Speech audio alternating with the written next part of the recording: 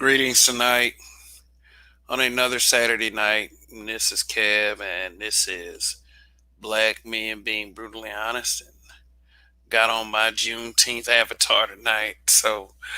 Um, yeah, not so much to talk about Juneteenth. I know you see the title uh, and the thumbnail, but just wasn't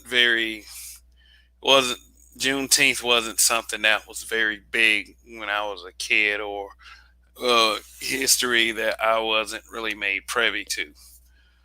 Um, but in this day and age, just seems like more of a symbolic gesture than a actual, trying to do something serious for our people. So, anyway, here's what I want y'all to do as you walk in, as usual. Um, Please hit the like button. Yes, I got 8 likes so far. Yeah, yeah, we're gonna have another good broadcast now. Let me see if I can read up real quick.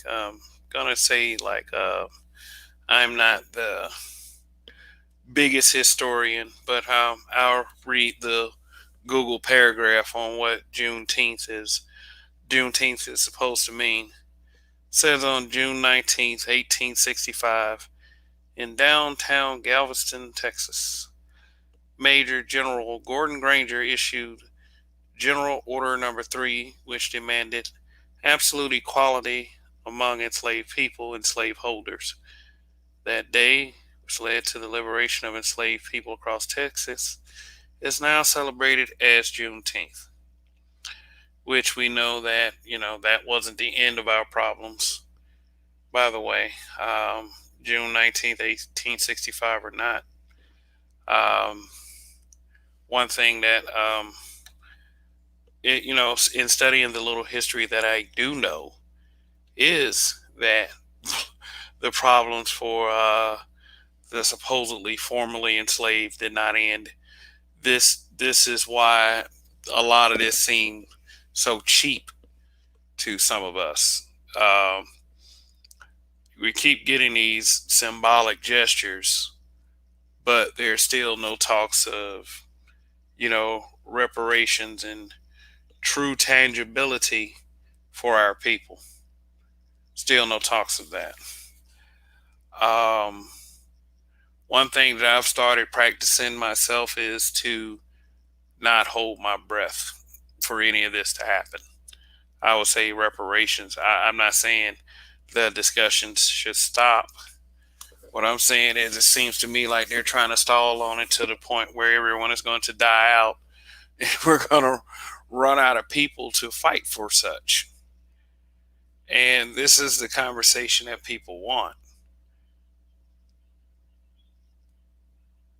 This is the conversation that black people feel like we should have, since, after all, we did claim responsibility for saving the political party that is quote unquote in power right now.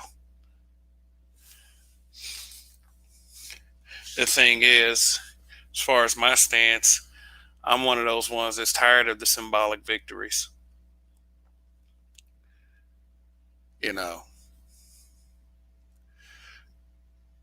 not like I said, not holding my breath for reparations, of course.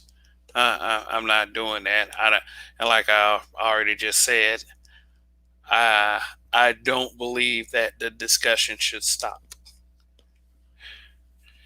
But what's a friggin' holiday? By the way, what's a holiday? Today, I was gonna use just to have an excuse to pop fireworks. Like, I like blowing up fireworks and such. I like seeing things blow up on the small scale.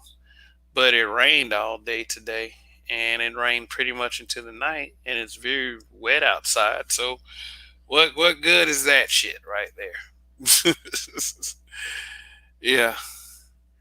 But answer me this, and people can do it in the comment section. We don't have too many watching yet. We have four watching, and thank you guys for being here. The audience will grow eventually, but yeah, this a question early on. What does Juneteenth mean to you? Are you filled with black pride because they finally decided to make this federal holiday? You know, what did you do this Juneteenth? What are you gonna do the next Juneteenth? What ritual are we going to use for Juneteenth? Since it's a federal holiday, if it falls on a weekday, obviously people are going to be off work. But you know, just like Christmas, has the Christmas tree. Thanksgiving has the turkey. Fourth of July has the fireworks and American flags everywhere. What are we going to use for Juneteenth? Are we just gonna? Oh yeah, it's supposed to be our Independence Day, our Black Independence Day, even though we know that independence is a very loose term.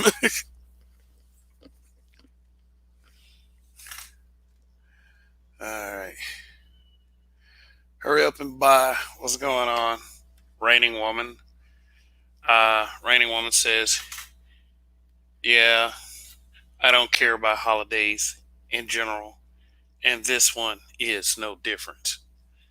Oh, okay. So you ain't too big on Christmas and Thanksgiving and New Year's and all these other little knockoff holidays they try to create just for merchandising purposes only. And they're gonna find a way to market Juneteenth. You wait. All these holidays really are to keep the economy going. Just like with Fourth of July, you're going out buying a bunch of fireworks. Thanksgiving, you're bum rushing the grocery stores for turkey and all kinds of various ingredients. Christmas and Black Friday and Cyber Monday is all for the purpose of keeping the economy going because, far be it from them to ever care about you in your history. And if they really cared about our history, hey, they'll go ahead and cut that check. All that free labor, and they still trying to avoid that question. I mean, that discussion. Free labor.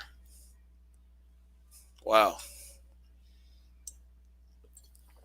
Imagine owing somebody that much money. And yes, a lot of corporations that are thriving today was built on the backs of slaves. So you're talking about billions. It might have even made it up to that trillion mark. It ain't no old holiday. No new holiday is going to stop that discussion. Now I'm like I'm not here, sitting in this chair right now with my hand out, saying that they're gonna give me my goddamn money. But sooner or later, it's gonna have to happen, and it's just like I said, the discussion should not be off the table.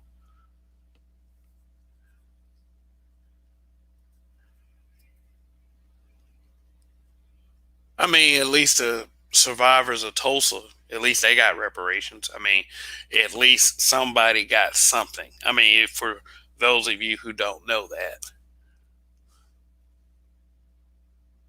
I mean, but have Rogish the Billmonger say he didn't know anything about it himself, and he's from the Tulsa area.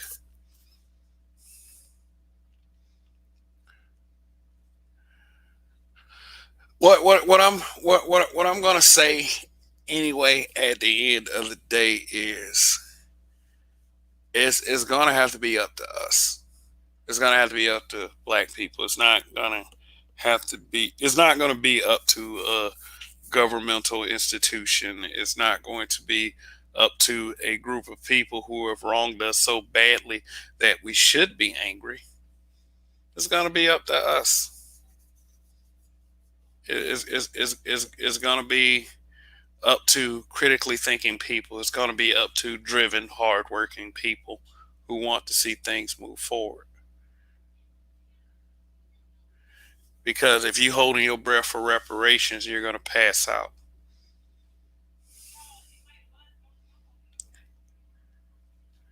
Yeah, I'm gonna reference that Dave Chappelle skit, the one where that we finally got the reparations payment. Now, if you look at the thumbnail, um, it gave a perception as to what would happen if we actually got the reparations payments. And Dave Chappelle in the thumbnail is playing a character called Big Al, and the first thing that he says as the character is "Happy Juneteenth." And I thought it was funny. I thought it was real funny. I thought it was a real good idea to use that as a thumbnail because it's strange to me. One of the first times that I ever heard "Happy Juneteenth" was that skit right there, which, like I said, the emphasis on how important this holiday was when I was growing up was never ever emphasized. And probably because we went through so much more shit than that. So trying to bring this to the light in 2021 is kind of insulting the intelligence of people who've lived long enough. Because right after that, we know everything that happened. It wasn't like, okay, after June 19th, 1865, all of them decided that we were okay fucking people,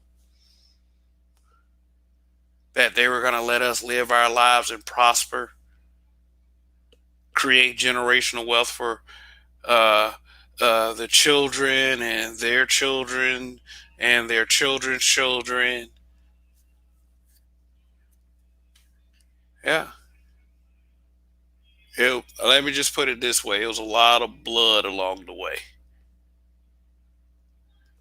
So I know that when you do things like this, or when the government do things like this, that people have a tendency to start, I would say, complaining. You call those people, oh, you just can't make some folks happy. Well, and they will say this about other holidays. They'll say this about the Fourth of July because I don't get it. Like when I was growing up on the Fourth of July just where it's like barbecue and fireworks, and then like the whole Independence Day thing came in, and that's just how it was until you learn the history of things. Independence for whom? Independence from laws and what they considered at times an oppressive government at that time, an oppressive government that taxed them way too much, and based on what this country was going to do from there on out, made us the biggest hypocrites on the planet among the nations.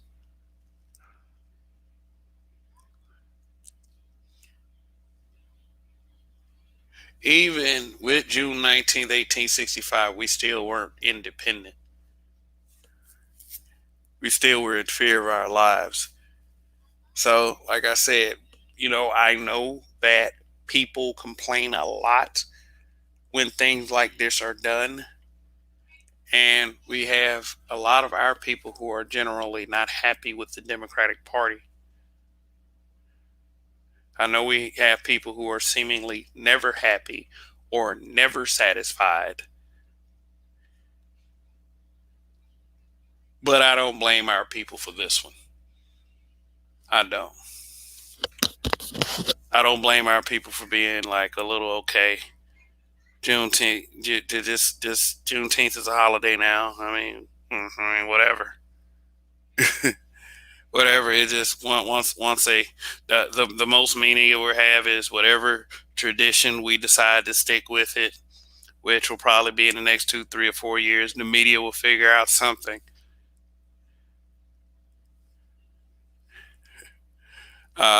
When it falls on a weekday, uh, it'll be a day off work for many of us. Others, it'll just be another day. But I have a question. What would it take to finally make us happy? That big old reparations check? Because obviously, a holiday is not going to solve our problem. It isn't. Giving us a holiday, you gave us a month. You gave us February. Then they give us Juneteenth. But what is our culture today? What is our culture today? We still pretty much leave laws and policies and just to protect our necks walking outside. Because you never know. All the Officer O'Malley might become trigger happy with you one day. Well, he had his hand in the shape of a gun. We had his two fingers. He was about to point, and I thought, my life. I was scared for my life.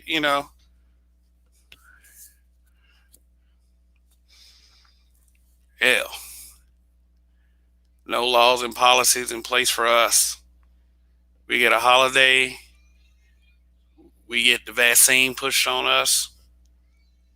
Oh yeah, yeah. They push the hell out of that vaccine. Every morning I turn on the radio. It's vaccine, vaccine, vaccine.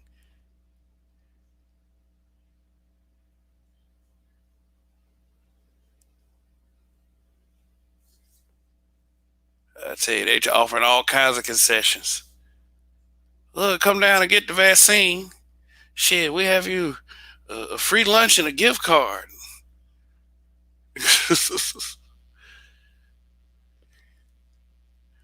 I mean, for real, it's crazy.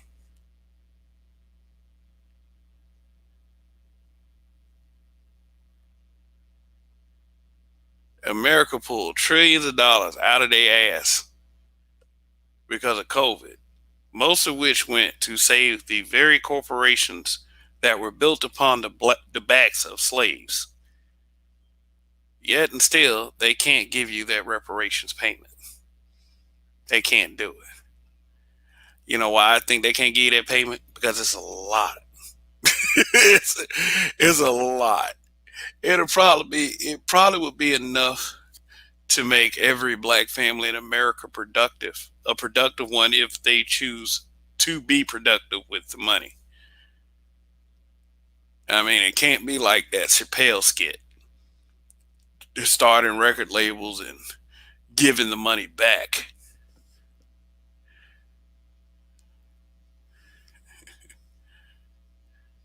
Cause that's the big problem with.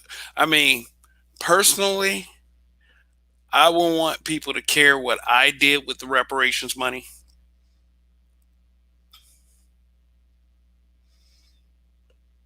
But I know that it probably would not fix us in Black America. Think about it. Would you think our problems with racism be dead if we got that reparations payment? Do you think that they would like us all of a sudden? They would stop being racist. I mean, every problem would be over. You know the real reason why we probably won't ever see that reparations check. You know why? Because they're going to have to give some money to black men. They're going to have to give a great deal of money to black men. And what we have a tendency to do is invest, start businesses, and build. I mean, some of us will probably, like I said, start a record label, buy a truck full of cigarettes, sit in the lap of luxury by renting, traveling all over the world and renting expensive hotels and seeing places until we run out of the money and then we're broke again.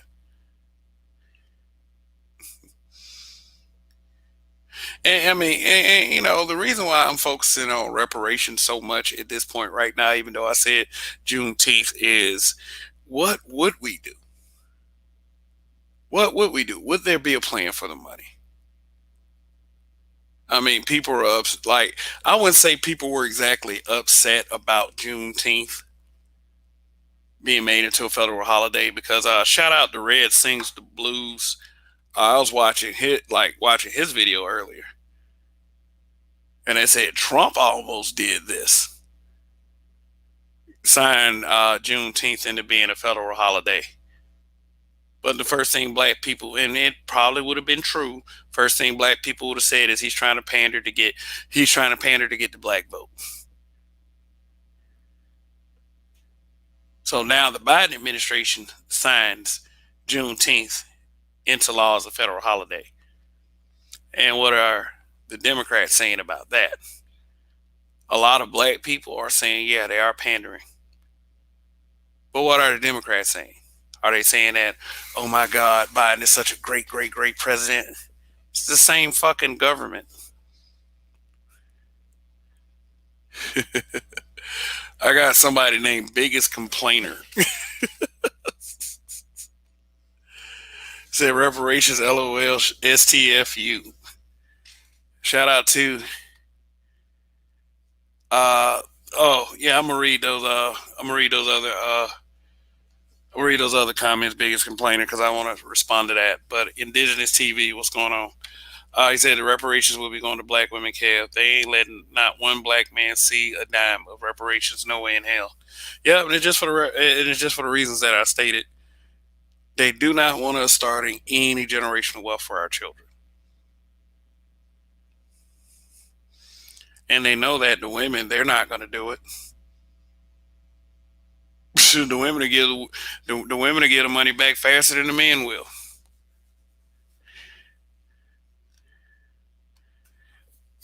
Biggest Complainer, reparations, LOL, STFU, because giving money to everyone would change their way of thinking. Low IQ thinking, LOL. I'm just saying they still owe us the money, but I was just saying that I don't think it'll solve the problem. Supremacy of any color is disgusting, and as of late, there has been a rise in black supremacy that needs to be put in check. Man, get the fuck out of here with that bullshit, dude. I don't accept that here. I don't accept that black supremacy talk here. I mean, shit, because, I mean, what amount of black supremacy killed any generational wealth for any other race? Well, what amount of black supremacy wrote laws that kept people oppressed? What amount of black supremacy dragged other races of kids out of their beds to be lynched in the forest in the middle of the night? So you don't want to have that bitch ass black supremacy discussion with someone like me. I don't play that shit over here. I mean, you can go to other channels and watch whatever they, black supremacy that needs to be put in check. I mean, if you're trying to talk in the vein of like this old mock pro blackness that never ever seems to work for, black people in general, I can kind of understand that. But if you're trying to compare this whole black supremacy to white supremacy, then you're gonna be kind of stupid. You're gonna be looking kind of stupid. There's no comparison. Period. There's absolutely zero comparison. BCDC 123. What's going on? And really, he said we let them do whatever they want to do as long as they left us alone. And I mean, like, even when we died, even when they didn't leave us alone, we still left them alone. Period. We expected to be, look, we spent a lot of time as a people expecting to be saved from them. And yes, I'm saying it as if this is a bad thing. There were no massive campaigns of revenge.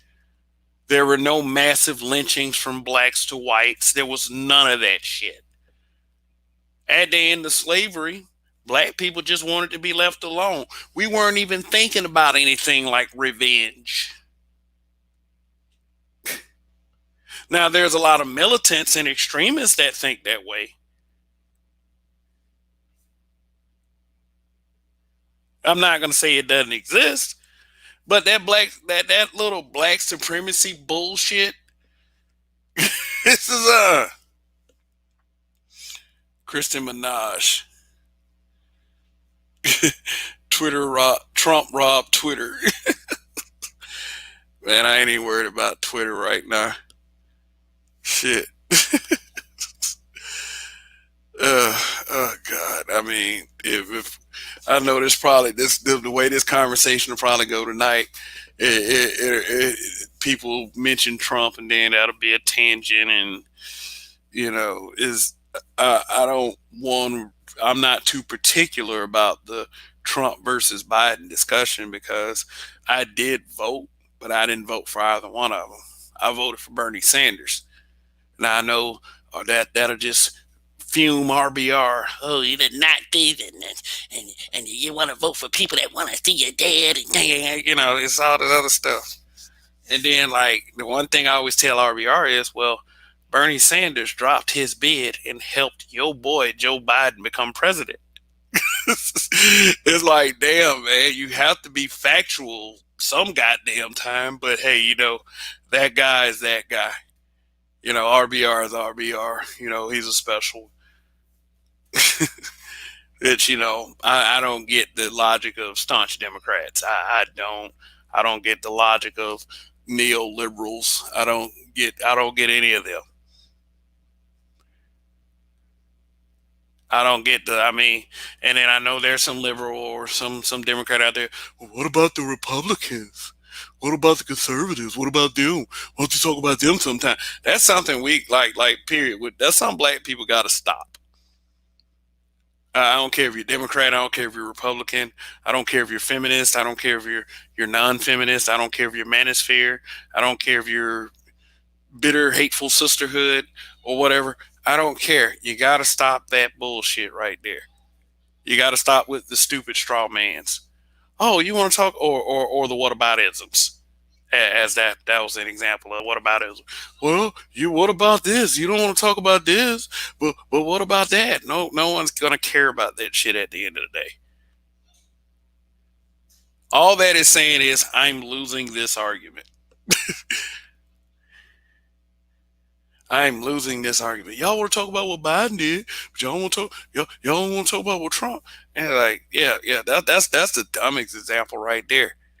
How people saying y'all ain't got no smoke for Trump, and we were firing Trump up for 4 years, firing him up every day. Every time that motherfucker said something stupid where people can read it, we fired that motherfucker up. And then we start holding Biden's feet to the fire. Oh, you want to talk about Trump? Like, people are stupid. No, it's not that people are stupid. I wouldn't say that. Yeah, that was very low. That was very condescending to say. I would say that people want people to believe that they are stupid.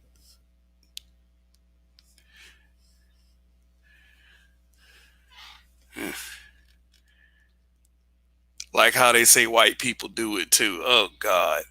If black people do something destructive, I care about black people doing it to each other because that's something that we need to do better at. If white people are doing something destructive to each other, that's something that need to be handled by their group. No amount of talking about it is going to make a difference, or no amount of not talking about what goes on in our community is going to make a difference either. That's that what? Yeah, that's that whataboutism shit. Now, as far as Juneteenth, what are we celebrating? They said we're supposed to be celebrating the emancipation of slaves to be as equal as their slave masters, but that's the symbolism part of it. That really did not happen. So, in the chat, what are you celebrating on Juneteenth? What are we celebrating? What are we supposed to be celebrating? Because they say they're celebrating emancipation from slavery. We're supposed to be celebrating that, but it didn't seem like it was a smooth transition. All right, let me get some shout outs in the chat. I love to interact with the chat. I already shouted out Raining Woman. Sir Anthony, Hybrid Impact 83, Juan G's. Did it, I'm in Raw. What's going on, everyone? Indigenous TV, I voted for Trump, and I still rock with people who didn't. Your vote is your business. Yeah. Yeah, that's one thing. Yeah, let's talk about being black for a second. You always tell somebody black, just go and vote. Just use your vote. Just vote for somebody. Somebody died for that vote. Please go vote. But then when a lot of these people that say that same shit find out who you voted for, it's like they want to turn against you. Yeah, they say the two conversations that you have to be careful with: the conversation of religion and the conversation of politics. If it's that easy to break us down as a people because of those two conversations, then why celebrate a Juneteenth? I don't want any symbolic gestures coming from that party, especially after, like ever since Trump got elected, really. Shit, ever since Obama. Obama was the ultimate symbolism, whether people want to admit that shit or not. Because I know some of you sitting at home, that's your modern day Jesus right there. And nobody's saying he did a fucked up job. Nobody's saying he did a real shitty job. Oh my God. I mean, nobody's saying that. But I think what really disappointed people about Obama at the end of the day is the level of reverence that we all gave him as he was coming in as president of the United States. It was a level of reverence that all of us gave Obama because we just expected him to be on code. He had melanin in his skin. He was good to go. And see, that's what they anticipate. And I mean, like, they're going to keep treating us like that because look at how we reacted to Kamala Harris. They told us that she was black, and it took no effort for us to accept her.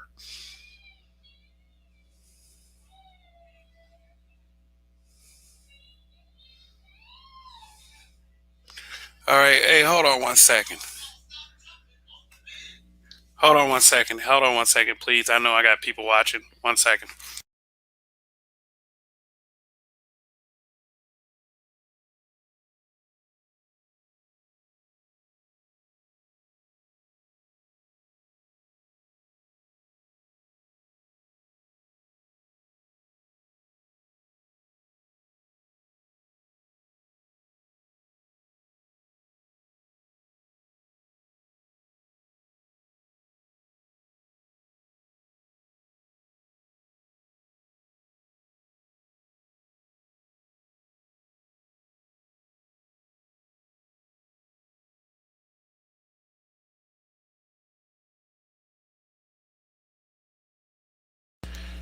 Okay, I'm back. I'm back. I'm back. I'm back.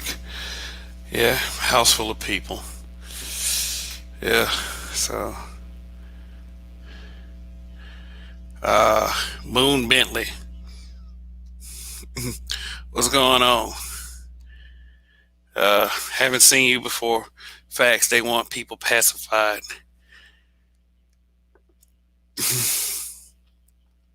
Sir Anthony, I prefer for the government to stay out of Juneteenth. Oh, so you believe in it somewhat, huh? I mean, I don't think it's completely wrong. I just think that when they try to when they come in and try to make something symbolic just because they think that it's going to appease to us, then it's kind of insulting. Hmm. All right. Let's see. All right. Drop this link. See if anybody wants to come up, so we can have us a show. I mean, it's already a show. I'm here, but let me see. Let me check my level of likes. All right, I got 33 likes. That is awesome. 33 watching, 33 likes. Afro Troop TV, what's going on? All right. Just want to say happy Juneteenth, everybody. uh, and what did it look like? It wasn't look like for y'all out there celebrating Juneteenth right now. I think I have a pretty good idea.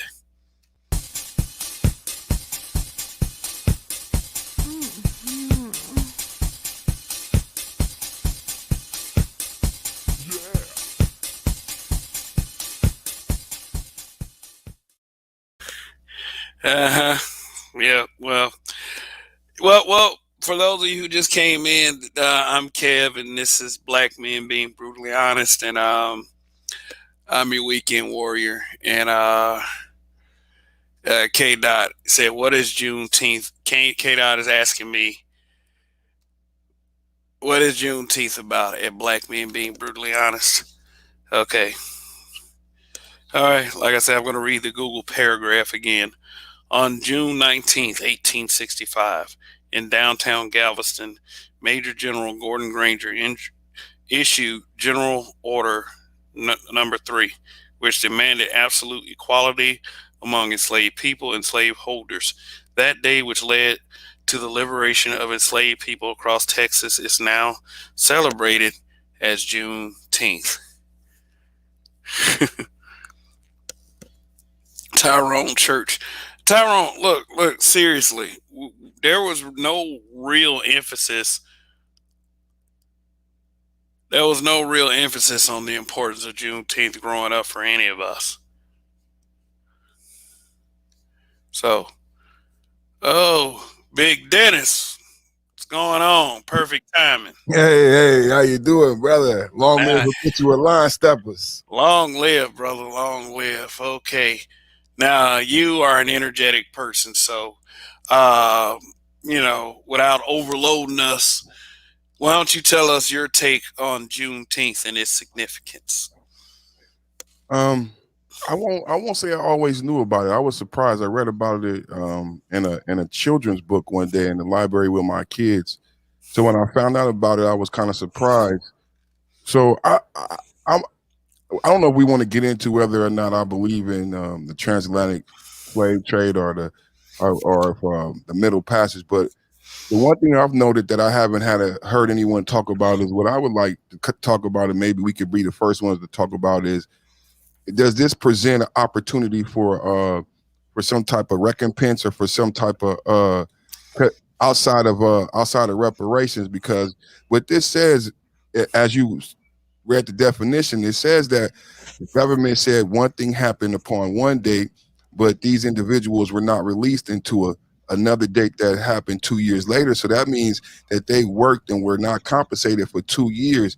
This, for me, I don't know. Can we be the first people to talk about the legality of that and what that opens up the legality for? If not only for just those 2 years, the lineage of those people for those 2 years, shouldn't they be compensated for those 2 years from someone? And then that begins to open up a greater conversation. So maybe there was some type of reason behind this, because and why it was never done before. Because at the very least, now there has to be a question. If I'm a grandson or great grandson of someone from that 2 year period, then that's 2 years that they didn't get paid and they worked. And that's outside of the slavery conversation. That's out of reparations conversation. But that can lean into that. That's the one. Aren't all these conversations kind of tied in, though? I I I, mean, I would hope so, but I don't want to. People can people criticize us, and somebody might jump up here later and go at my historical facts. But I just want to. I mean, but I mean, that's discourse for learning, though. That's right. discourse for learning. I'm not worried about shit like that at all. If someone knows a little bit more than I do, then I will humble myself down enough to listen. Me too. But let me read Sergeant Griswold comment. By the way, what's going on? Shout out. He said a shooting during a Juneteenth celebration along Oakland's Lake Merritt left 4 people with gunshot wounds Saturday evening. One of the 4 victims has died from their injuries. I'm sorry. Why does a celebration have to always result in some kind of violence with us? This shit's horrible. Is that this year? Because I that sounds like a story from when I was growing up. I grew up in the Bay Area. That this must have been the first Juneteenth celebration. So that's sad if that was the scar that's going to be on the celebration. But that's something that happened like every year growing up in the '90s.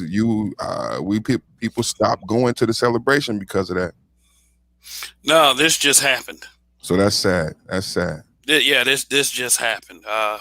I'm looking at the story right now. One killed, three other wounded in shooting along Lake Merritt in Oakland.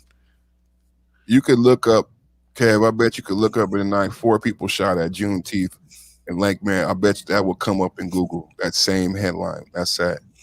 Hmm.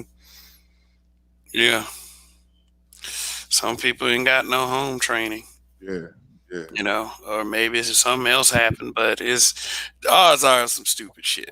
yeah, yeah. Oh, Lake Merritt, Oakland. As soon as he said it, I already know. It's a bad combination, man.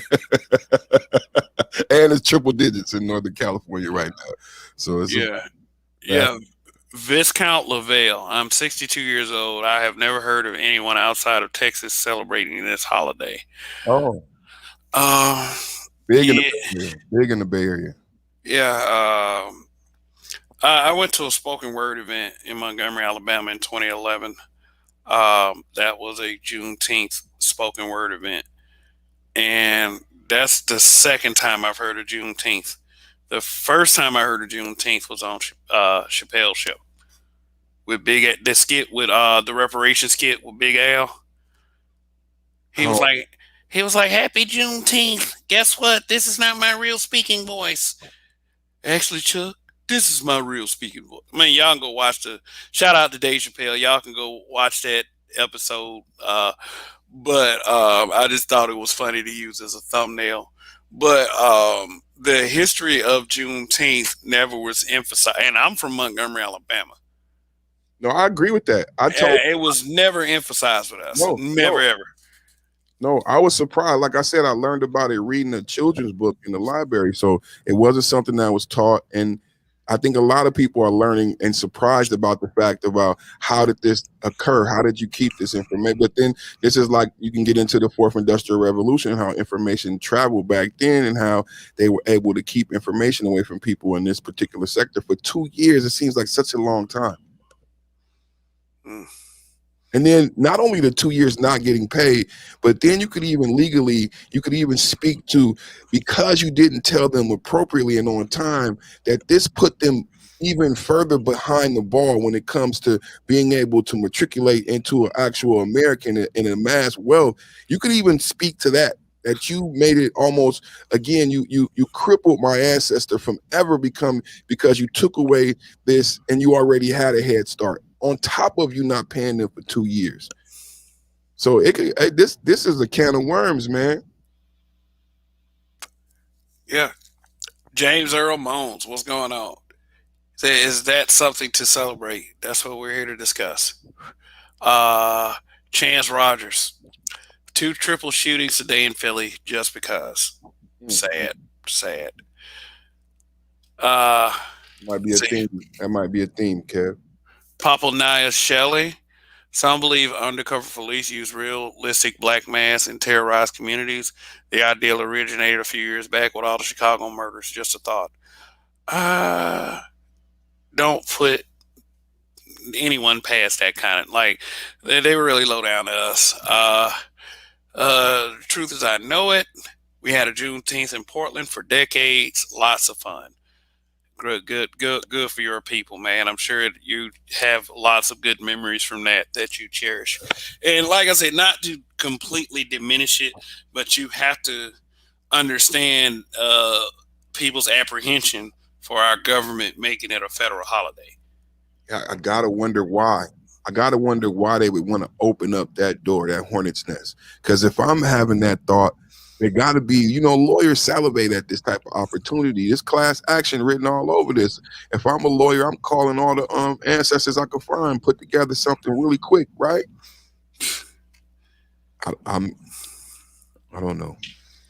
Yeah. So you saying from 1865 to 1867 that they weren't getting paid for the work that they did. And they should have been paid. This is not a reparations argument. No, it's not. That's I get basically that. Yeah, that's what Biden basically. If I'm from Texas and I'm one of those families, I'm pissed at Biden. You basically just screwed me, and we could. I forgot we could cuss. You basically just fucked me. Because how do I come back that argument that I knowingly? Only thing I can say is that I didn't know, and then put the bill upon the onus upon the government, and you have to pay it. But someone has to compensate them for that 2 years. And then if they further say that this has crippled them from their ability to build wealth, which is actually true. You can intimate that. So it's like, this is a hell of a thing to do to those families. Because it has to, if you say just Texas, any historian come up, it got to be a few families, right? You can that's available to track this back to. Some lawyers should be salivating at the opportunity, man. Yeah, you ever heard the little legend of how Johnny Cochran died? Outside of like the telephone thing, Johnny Cochran, O.J. Simpson's lawyer. yeah, like outside of the brain cancer and the telephone is like a joke. You mean? No, it ain't a joke. Johnny Cochran was looking into how much America owes black people. Oh wow. Yeah, he was looking into that. So yeah, Okay. if you're a lawyer and you're gonna do this, Be careful. Be careful. be really fucking careful. Right. I always thought Johnny Cochran, I thought I attributed his death to the brain cancer and the radiation with the cell phone. I've done a couple No, no, podcasts. no. Like, not. I'm not trying to make this tinfoil hat stuff. I mean, of course, whatever he died from, it is what it is. He's still dead. But I was just letting you know. Yeah, that's deep. I didn't know. It has to be some validity to it because I didn't even know about that. I have to And look. I think James Earl Mones agrees with me. He was, Yeah, yeah. I didn't even know about that. That's really interesting. yeah. Say we're not dumb over here. I know I may seem a little slow sometimes, but we're not stupid over here. So I mean, it is. Oh yeah. By the way, I can't wait for tomorrow. You know that Father's Day thing that Oh that that we have in this black community. yeah, It's just like we think so little of ourselves, but then like it's like okay, they think everything's gonna make it okay. Just giving us a little holiday, I guess. right. But that whole Father's Day thing and Black fatherhood, that is a really touchy subject for Very a lot. Yeah, because I mean, like I said, I look at people like my dad, and then when I hear the bad rantings on Black fatherhood, I take it some kind of way because I'm really happy about being a father, and it's just it's one of the best things that I feel like that is in my life right now, and I just really hate for people to try to diminish it among black dads, and it's like all these people who I'll get more into it tomorrow night. no, I like that. I like that. I'll get more. I'll get more into it tomorrow. I agree with you, brother. That got me kicked off of Facebook twice. 2 years in a row with them memes of them women putting up saying I'm the father. I'm the mother and the father. Yeah, Man, got me kicked off of Facebook twice. I had to learn the hard. I can't make a comment. Took it personal, man. Just like you said, from my father's perspective and me being the father. So yeah, I agree. yeah, this indigenous TV. Democrats treating blacks like the second side chick instead of getting diamonds or taking on a trip. Black folks get the shit on the other side chick didn't want a damn holiday. Another holiday, yeah, Yeah. that they ain't gonna respect in certain states. So it puts you in a position that you got to be mad and argue, like the question I'm bringing up. You're gonna have to fight to get the holiday in certain states, and then it brings up this question: should we ask for money? It's like puts you in always this state of confusion and question. Yeah, be wary of the things that they try to do to divide us. Hey, let's talk about a little not reparations, the public reaction because I experienced some of this, like the public reaction to it being a Juneteenth holiday. Like I went to the grocery store yesterday, and older white woman cashier was actually trying to talk to me about how great it was that Juneteenth was finally being celebrated as a holiday. And I kind of looked at her like, because she was being real. Like it seemed like it seemed like she was forcing herself to say it. Like socially aware. She wanted to seem socially awoke about the topic, right? Yeah, I guess she wanted to seem like she was being empathetic, and it's like, oh, black people, they finally, they finally gave you something, and it's just like, Mm. and I'm just looking at her like, okay, you kind of stupid. You could have kept this. I really don't give a fuck about this. So why is you saying that has any bearing on my happiness? Exactly. What does this do to improve me or my lineage?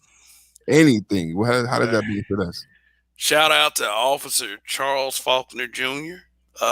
Thanks for joining. Also, Bruce Almighty. Thanks for joining tonight. Uh, yeah, I mean, if anything, if I could use Juneteenth for anything, is to see how mad racists are. I did. I I did. mean, I'm a very amused person when I see a white, especially a white racist. When I see a white racist pissed off, I become very amused. I mean, I used to make some videos say "Let's fuck with some racists." Uh, for real, man, for real. Like I remember when I went in on Papa John, the Papa John owner at the time, Papa John president John Schnatter. I So knew it's he talking about. And now he got to see Shaq do his commercial. I bet he at home hurt right now. You need to go in yeah, there again. Go rub that in on him one more time. You got to sit at home and watch a black man do your commercial. yeah. Better Well, than you. Better than you ever did. I think he gave up the position though. I think He was forced. He was forced. he was forced out of it. Yeah, and then Shaq, when they wanted Shaq to come on, Shaq forced them to give him ownership. Hmm. So now, like that would be worthy to tease him about. He got to sit at home and watch a black man do his job better than he did it. Yeah. Well, He was forced to sit down. that's what you get for being a racist. Yep. All Yep. right, 45 likes, 47 watching. It was 50 watching a second ago. Just make sure when you're walking in, please hit that like button. Wipe your Uh, feet when you come in my house. Wipe your feet. mm, let's see. Hurry up and buy. Did y'all see the white girl selling the black Juneteenth flag? You can't make this shit up. It's like you drive by you're driving a white neighborhood and you see Black Lives Matter sign in front of their houses. Like they look at you like, oh my God, we understand. We understand. That was Sacramento. Whatever that was Sacramento. That's my home. That's where I'm at right now. I'm telling you, everything you just described. That's where I'm at right now. But they don't even speak, Kev. They got that big ass sign in their window. They don't even speak. They look at me like, why am I even in this neighborhood? It's too nice. I'm like, well, what you got the sign in your window for? Truth as I know it, she might have hated it and was pretending. She might have been genuine. Your spidey sense will usually be right. Black warrior spirit. Black people, we're in an anti-black race war period. Prepare for war and peacetime. Unity in our communities is essential. Yes, in the perfect world scenario, yes, unity is essential. The difficult part is to get everyone on the same page, to Yes, get sir. everyone on code. The Yes, sir. thing is, whether you like it or not, and whether we want to admit this or not, all other groups of people have a code Yes, and a language. and a code. Like I've seen it. I've seen groups of Mexican men. They can hate each other all fucking day. Let an outsider come in with that fuck shit. They are on code instantly. Yeah, we all have seen it. They do it in front of us. They do it in front of us on purpose. You And that know, language is so important because they access that code via the language. And I've seen it. And if they, even if they don't like each other, if they speak to each other in that language, they'll do the favor.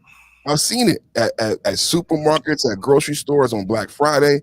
Even if they're in a bad mood, if they'll speak to them, they'll come at them from behind, like do some rude shit, like yell at them over everybody else. But if it's in that native tongue, they'll what's behest, they'll honor their request. And I've seen it like a disrespectful blah blah blah blah blah blah, and they'll honor them.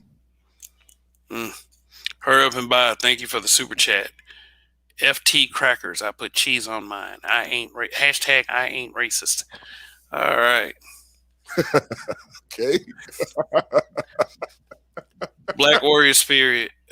we need to dominate the fighting arts, i.e., MMA, BJJ, boxing, etc. Yeah, I do agree that we need to level up as a people, and instead of putting our hands together and getting on our knees all the time, expecting that to solve the problem. And if that's you, that's fine. We need to instill some type of, I don't know, some type of toughness and uh, A rite of passage, a rite of passage, yeah, right? rite of passage for our children. For sure. And one of those ways we do it is we teach, if we can't teach them to defend themselves, have them taught to defend themselves by someone who knows. Right. Yeah, because it's like I really am tired of the feeling that other groups of kids could just come in and continue to whoop our children's asses, and that's not something that that we really, as a people, we really don't put up with that kind of thing anyway. You know.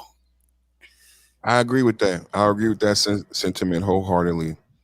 That Hmm. got to come out of this version of the. We've talked about a council, and I've heard rite of passage talked about before too.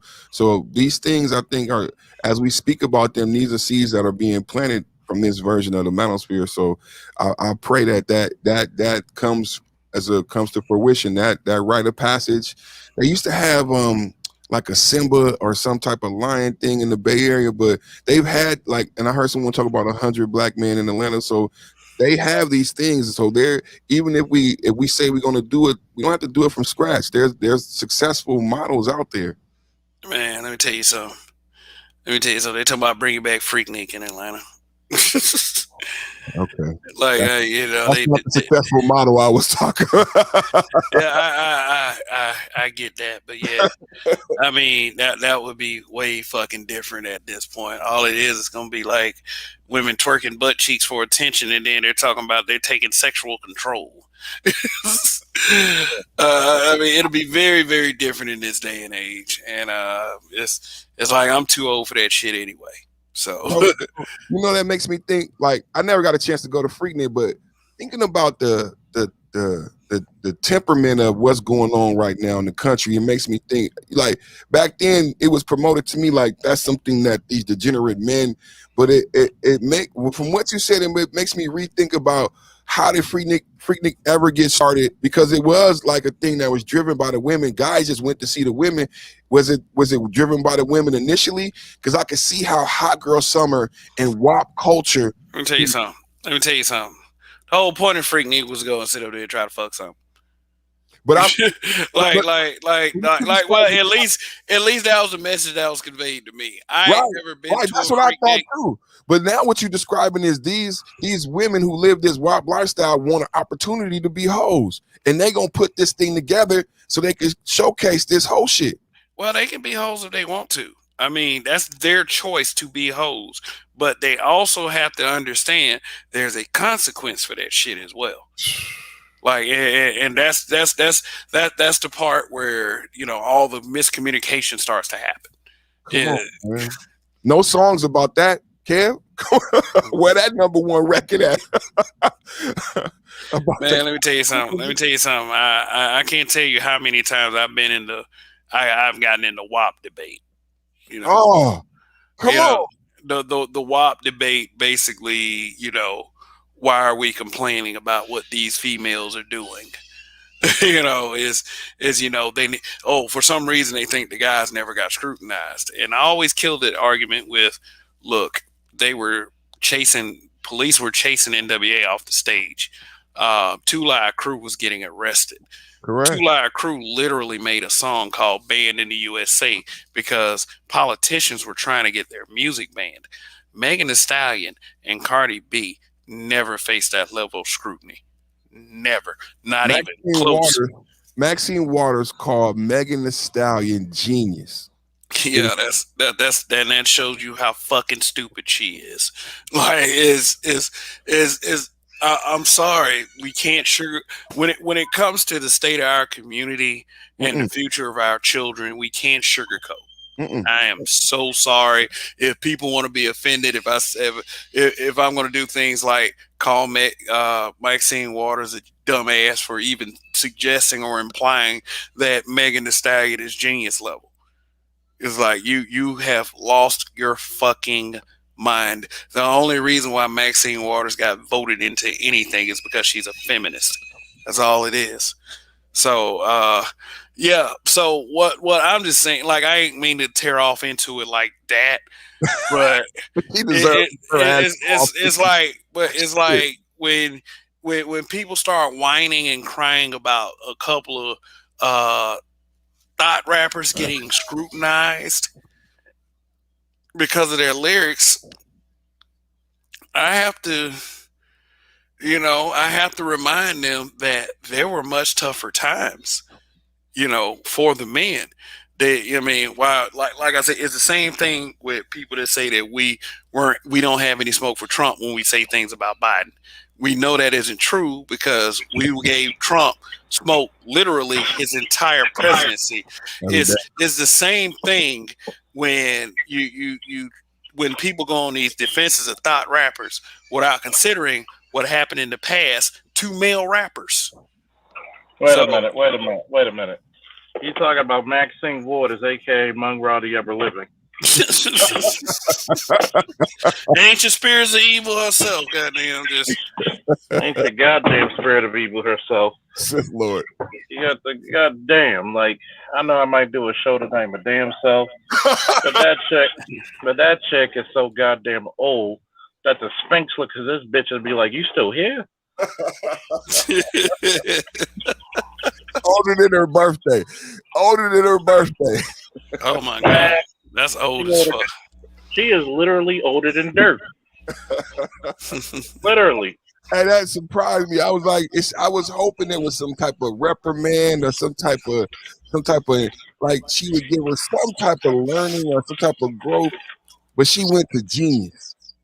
When she went to genius and she just went straight for the empowerment, and it was like, I was like that. I'm not going apathetic here, but I feel you when you talk about but how do you? And this is an elder. I talked about it. I did a podcast about it because you are coming. You're taking away so many crowns. You are elder. You a black woman. There's so many things where you were supposed to show up and show out with that opportunity, and somehow you got to genius. I can't do the math on how someone 65, 75, 80 years old gets to genius and never presents the consequences. Why take care? Why take the habitual line stepper to say there is a consequence to this lifestyle? You an elder, you know the Oh, consequence. I think that we all know that there's a consequence, that for every one of our actions there's going to be an equal and just as good or bad reaction to it. I don't think people are stupid, and the way these people come off is to suggest that most people are stupid. You know what I'm saying? Like, we're not going to be able to, bring up evidence every time someone makes a talking point that makes absolutely no sense. And I gotta wonder, how did Maxine Waters get in the office? How does she, with that level of competence that she displays? And I do respect my elders, by the way, but it's like with people like her and James Clyburn, I have very short fuses for those two. Like it's James Clyburn is another symbolism ass dude, Is but he still alive? Is that guy still here? yeah, Why yeah, we got yeah. why we gotta wait these people out, man? Why these people? There was a show about passing the baton. Why these people gotta pass the baton, man? It's tired of it. We gotta wait these people out like they gotta die. Some of these people been in office as long as Joe Biden has, and they have just as little answers as he does as far as what we need to do in our community. The Black Manosphere has far more answers than any of those politicians that have been in there any of those times as to what we need to do as far as what needs to happen with us in our community. I'm glad you mentioned that. You telling me? Wait a minute. Maxine Waters had an interview with Megan Thee Stallion, and now the current president Joe Biden had fucking Cardi B in an interview. Yes. Yes. Yes. Where the fuck was TSR Johnson? He was out taking a piss. Excellent point. Was Excellent Green Gorilla busy? I don't think he talked to a PhD. I don't think he talked to a PhD. Just have you ever noticed these motherfuckers avoid black men like the goddamn plague? Yeah. Look what happened.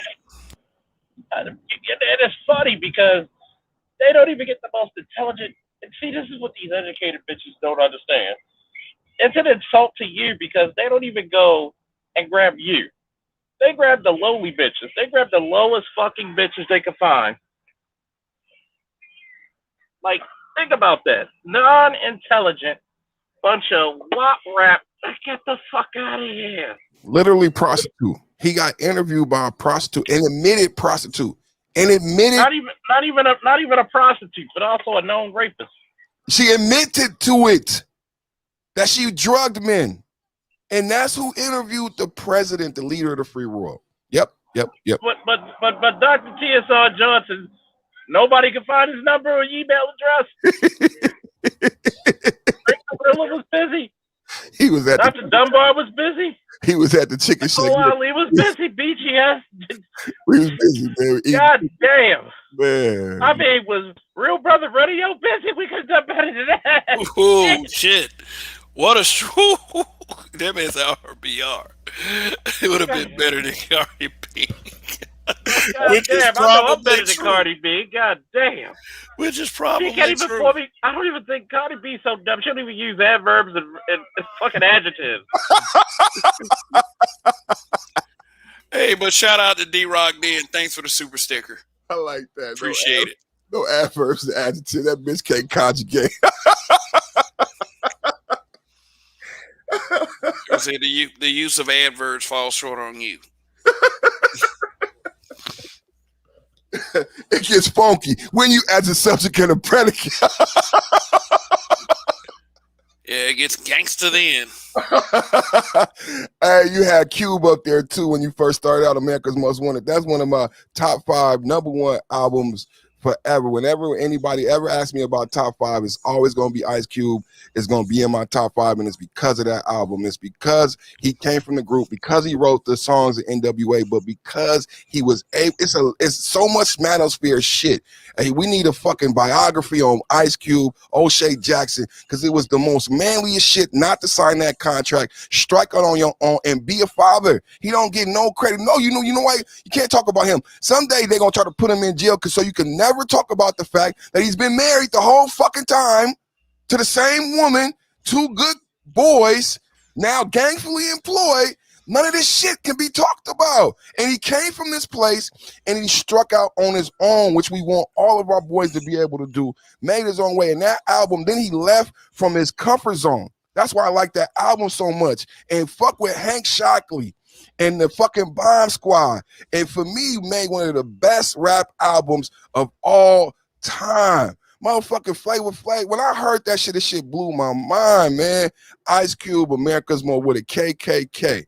It just takes a nation of, man, it just going to fucking with Public Enemy's producers at that time. And knowing what Public Enemy did with Fear of a Black Planet and him choosing these people to produce this first effort, it was just so much. It's just, for him not to be able to have a voice is not understanding how he set himself up, how he built a platform for him to have a voice, to speak in a certain voice the whole time as he was on this public stage. And now you tell him he doesn't have a right to speak to the president. That shit was way out, man. But shout out to Kev for having that up there. If y'all don't never heard America's Most Wanted, know what I'm talking about that history of him leaving NWA. If you don't know who the Bomb Squad is, it's worth researching.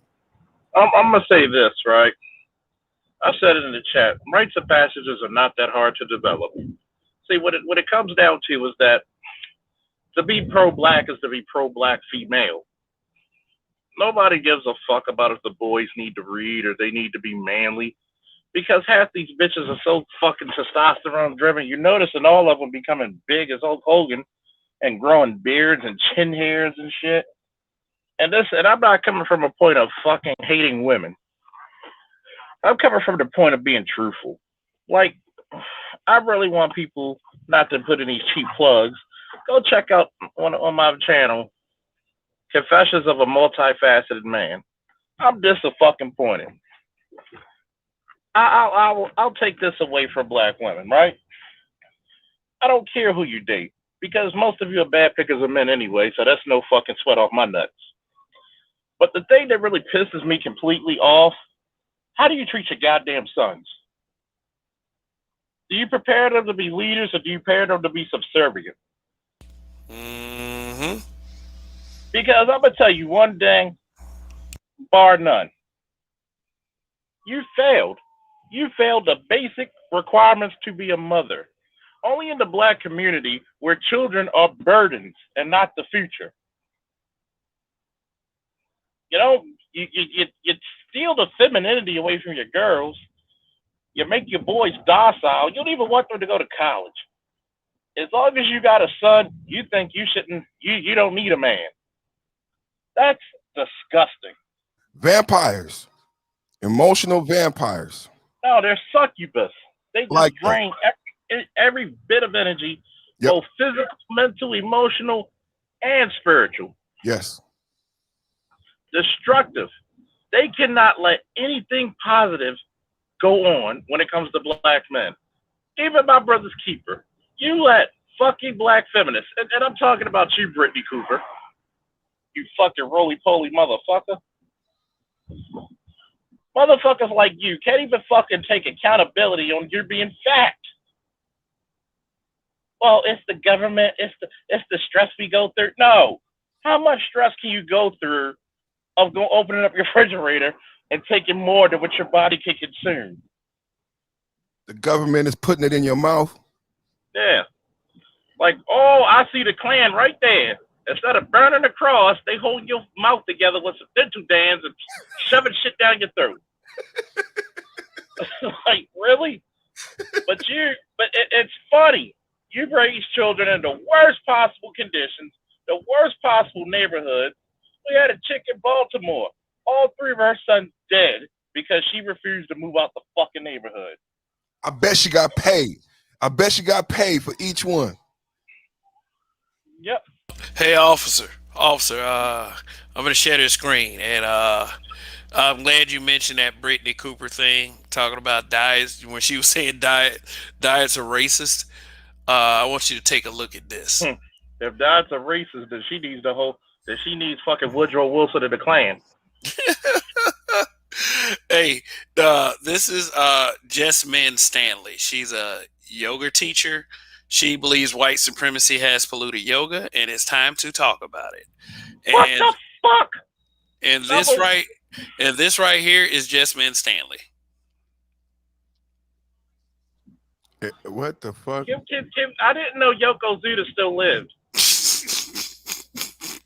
Look at that shit.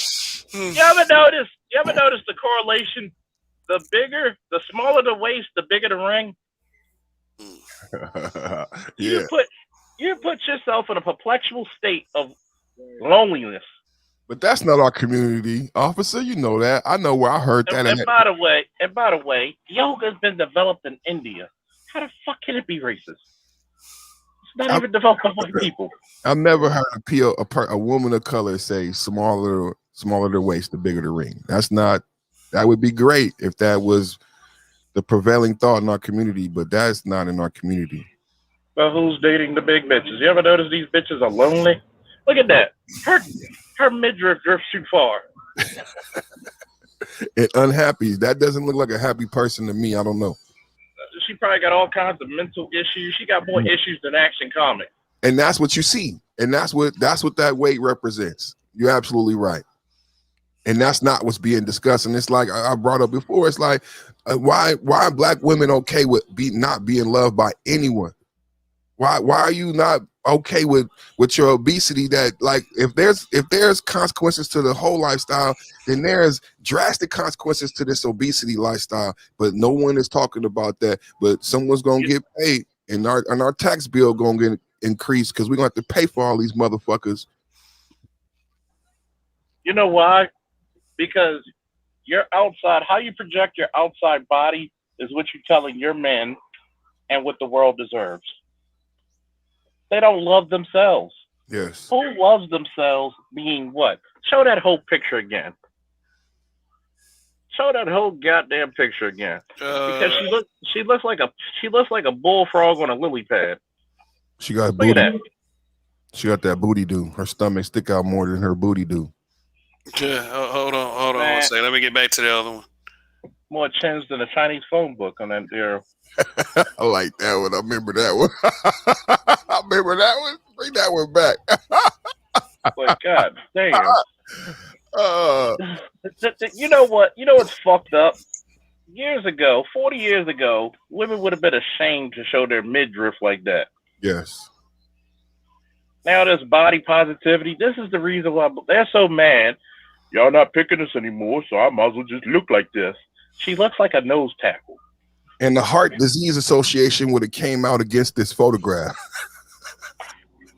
Man, the sumo wrestling association came out and said, "Look, bitch, you owe us royalty."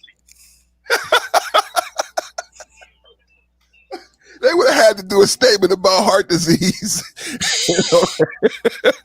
to combat that photo. Tell me, am I wrong? They would have had to do a whole expose on heart disease and obesity to combat the harm done by that photo. If that was a white woman. I think the optometrist ought to do one too, because god damn, that shit hurts my fucking eyes.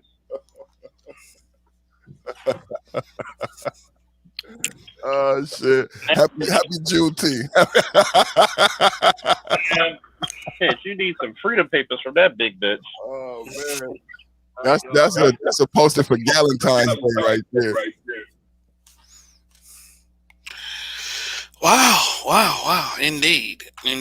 I don't know. I would think that people would just try to work a little bit harder, or adhere to logic and not try to blame racism for everything. Like, you blame racism for the things that racism is responsible for. Like some forms of police brutality, laws and institutions put in place, to hold us back. But the way we eat, the Big Mac being 99 cents. The way we eat, that boils down to science and common sense. BOGO at Subway. Blame the government for that 4 for 4. I mean, you can't eat fresh. Blame the government for that 4 for 4. You get you a $5 foot long. I mean, it just. I don't know, but what does Officer Faulkner? What does Juneteenth mean to you?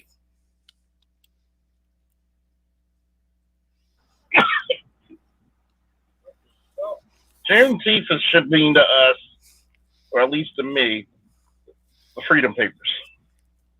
It means now we can't use certain things and excuses as we used to. We can't talk about how we can't racism made me fat. We can't talk about how racism is holding me back from getting a good husband. We can't use, even though we still got ways to go, but Juneteenth said, look, we're the only people in the history of the world to start out as slaves into citizens. What about you folks? I agree. That's why I think it's a hornet's nest. I think it opened up some shit. Like what the officer is saying, that this is no longer a debate. Him signing that says a lot, right, Kev? Like, Kev, I could tell you very intelligent, bro. Like, him signing that says a lot. It quantifies something. It says something happened at this date and time that should have occurred, and it did not go into effect for 2 years. There's so much to be said about that. I couldn't buy a house. I couldn't open up a bank account. I couldn't get a job. I couldn't start saving life insurance. I couldn't start, a lot of shit. Not just the fact that you didn't compensate me for my work. It was, I couldn't vote. How do you compensate my great grandmother for that?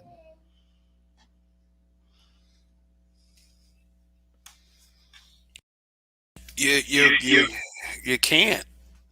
Oh, it's almost to the point where you can't because, really, honestly, if not paying us for the labor itself is enough, but all the pain and the anguish they caused us as well, you know. But So who's li- that's but the thing. I agree with the officer. He's trying that. Man, he Oh yeah, you got to remember, you can't talk about how black men have been still to this day the most incarcerated, the less educated, but yet for some odd reason we can't have we can make laws for Asian people, all five of them in this country.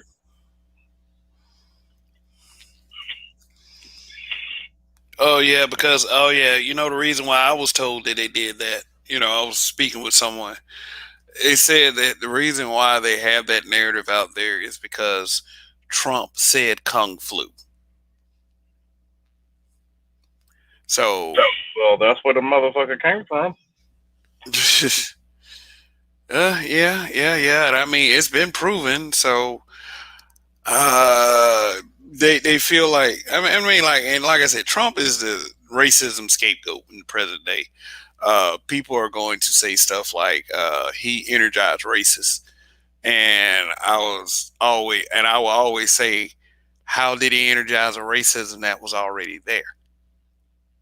These people were already racist. They were already doing fuck ass shit. They were already doing this. So how is it that all of a sudden they think it's okay just because of who's in office? you know, you know what I'm saying?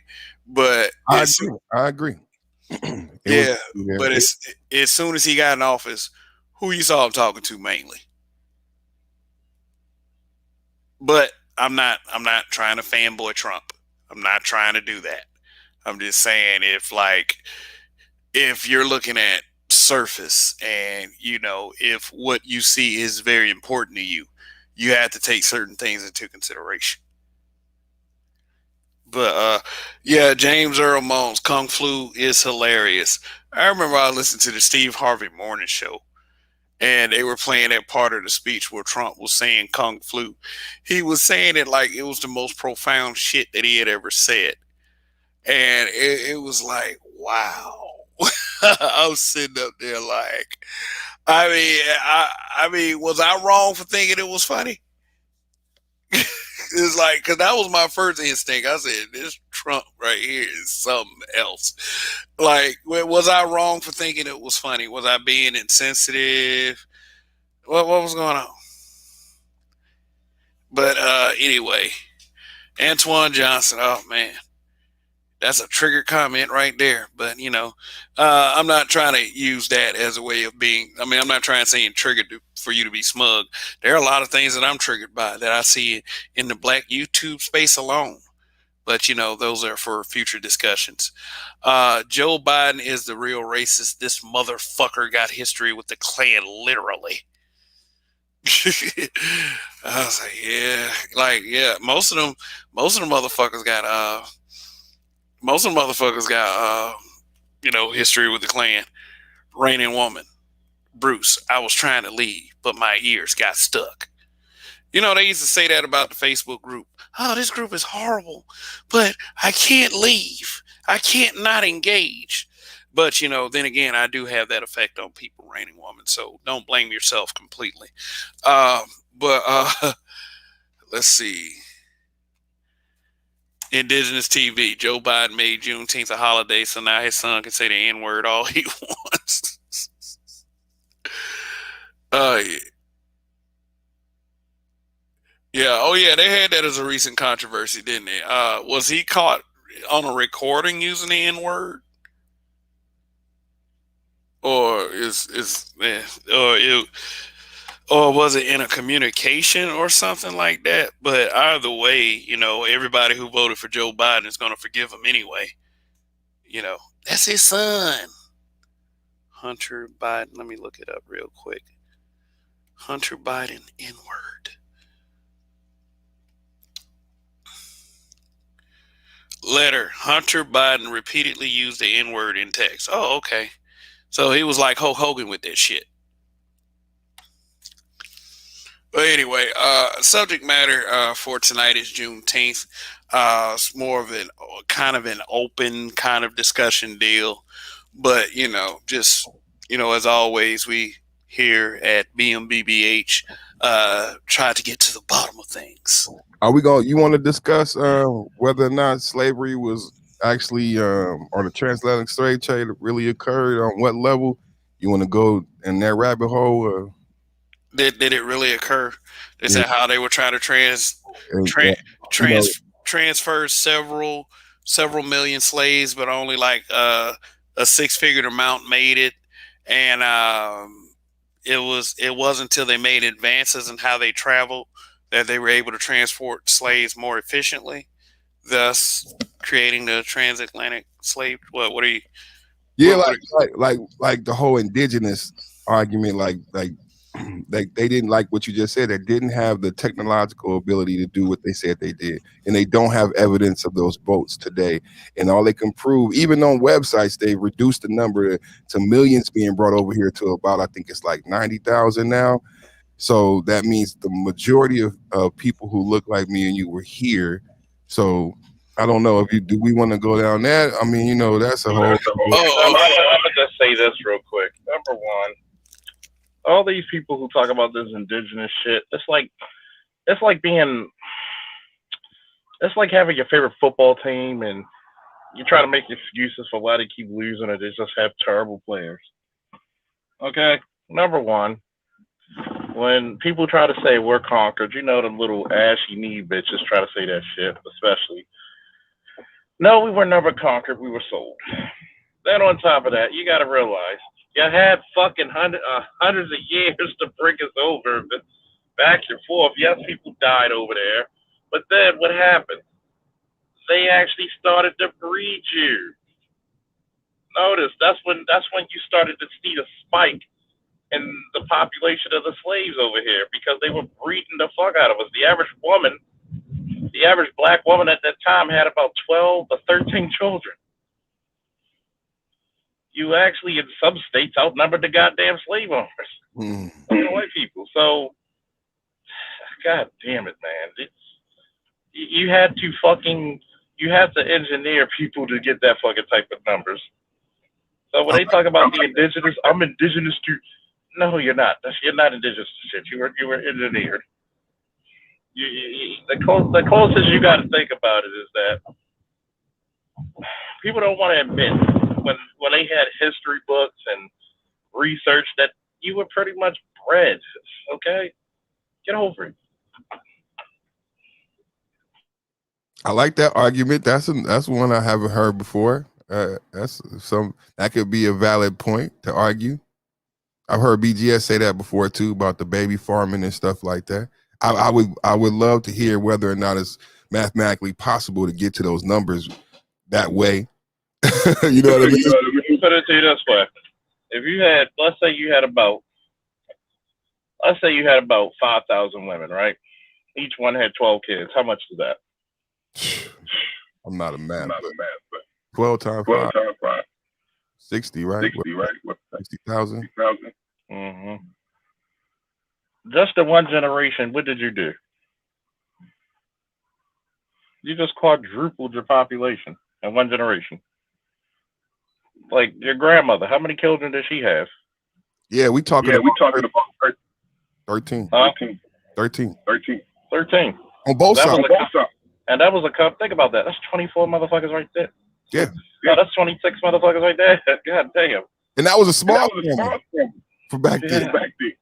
So you can imagine this was, and you got to remember, this is like the late 1700s. They started this breeding shit. Well, I mean, like that, you know, they're doing it now. Hey, we get some feedback. Yeah. I think right now, yeah, I'm driving. I'll beat up. Yeah, that's a good perspective. What you think, Kev? Why? Oh, what I said. I've said that we were sold because we were sold on the Middle Passage, and we were sold on the passage of water versus because you can there's different definitions of passage. So I've looked at it as I've said that we were sold on the middle passage, and what we were really sold on is this passage of water. That this water was this impossible thing to traverse for anybody but the white man until a certain time.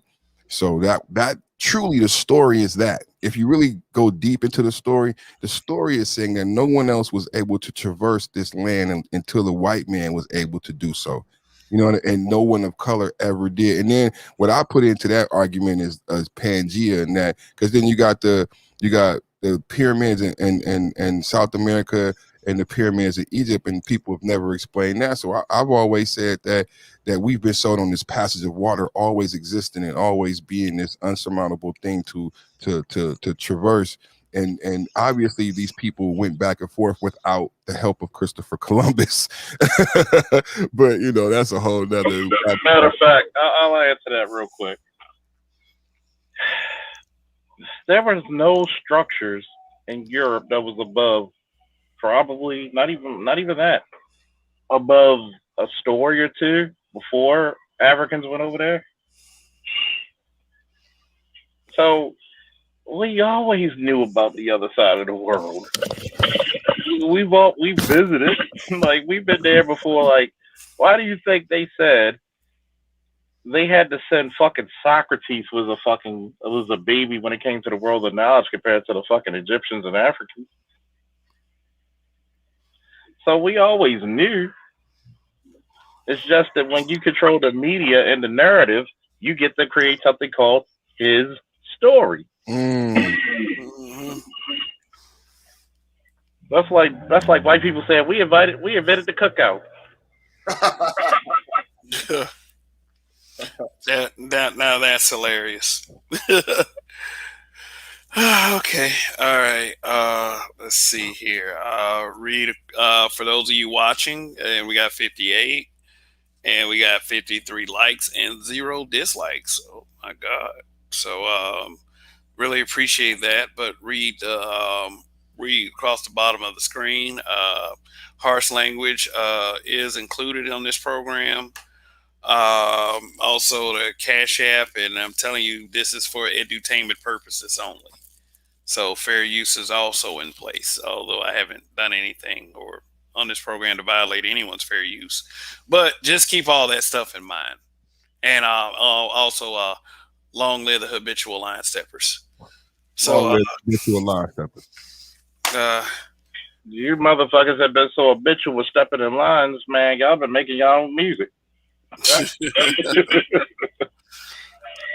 Yeah.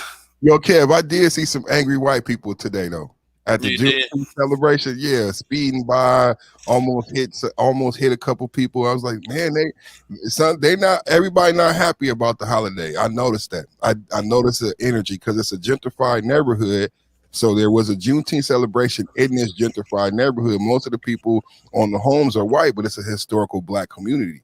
So they had a Juneteenth celebration, and it wasn't much, education for the community that it was going to occur. So I seen a lot of people just driving through for no reason at all at a very high rate of speed, just to remind people like this is their community. Like it was noticeably the tension in the air, definitely. Yeah, let me tell you why they get so mad about whenever racism is mentioned, and oh yeah, well, Officer Faulkner's just dropped. He must be driving through a bad area or something because he said he was driving. Oh, there he is. But the reason why they get so mad is because their families are so entrenched in racism to the point where if they admit that racism is a problem, that they are going to have to admit that grandma, grandpa are some racist POSs. Come on. That's what I've been getting at this whole episode. Thank you for doing this show. That's what that did when he signed that. It did, Kev. Straight up. It says certain families did not do what the government said them to do. That's what. Hold on. Yeah, and I see K Dot. He said, "At black men being brutally honest, you think white men are having similar problems with white women?" The answer is yes. I mean, white women are the main ones in the media screaming feminism, and men are pigs and all that shit. What men do you think they're referring to? You think they're referring to just black men? No, they're referring to their men. So yeah, yeah, and the problems are becoming bigger now more than ever. That's why you got a lot of white dudes that have been strangely popping up in the black manosphere. So They're looking for they're looking for refuge. yeah, yeah, they need certain things explained to them. Like and whether you guys like it or not, their perception is that and black women blame us for this, that black women are had to do have they're loud and they have bad attitudes. But your main perception is because it's gospel like Matthew, Mark, Luke, and John. Mm, See, the problem is this: when women when women come up in the modern day complaining about their being held back, it's funny how leisure makes you lazy. You don't have to hunt for your food anymore. You don't even so called you think you don't need a man, but guess what nature always shows you? The more things change, the more they stay the same. So last time I checked, the average woman or the overwhelming majority of women cannot just overwhelmingly kick a man's ass. At some point, we're going to go back to rougher and brutal times, even with the technological boom. So, with all these women out here thinking that men are trash and men are pigs, you like the fact that men are pigs and men are trash because if they weren't, you would be in danger if it wasn't for the guy who was kind of brutish protecting you. Like this is how ungrateful women have become in the modern era. And once again, and that I hate to do another cheap plug. I'm brutally honest. It's just that modern women suck.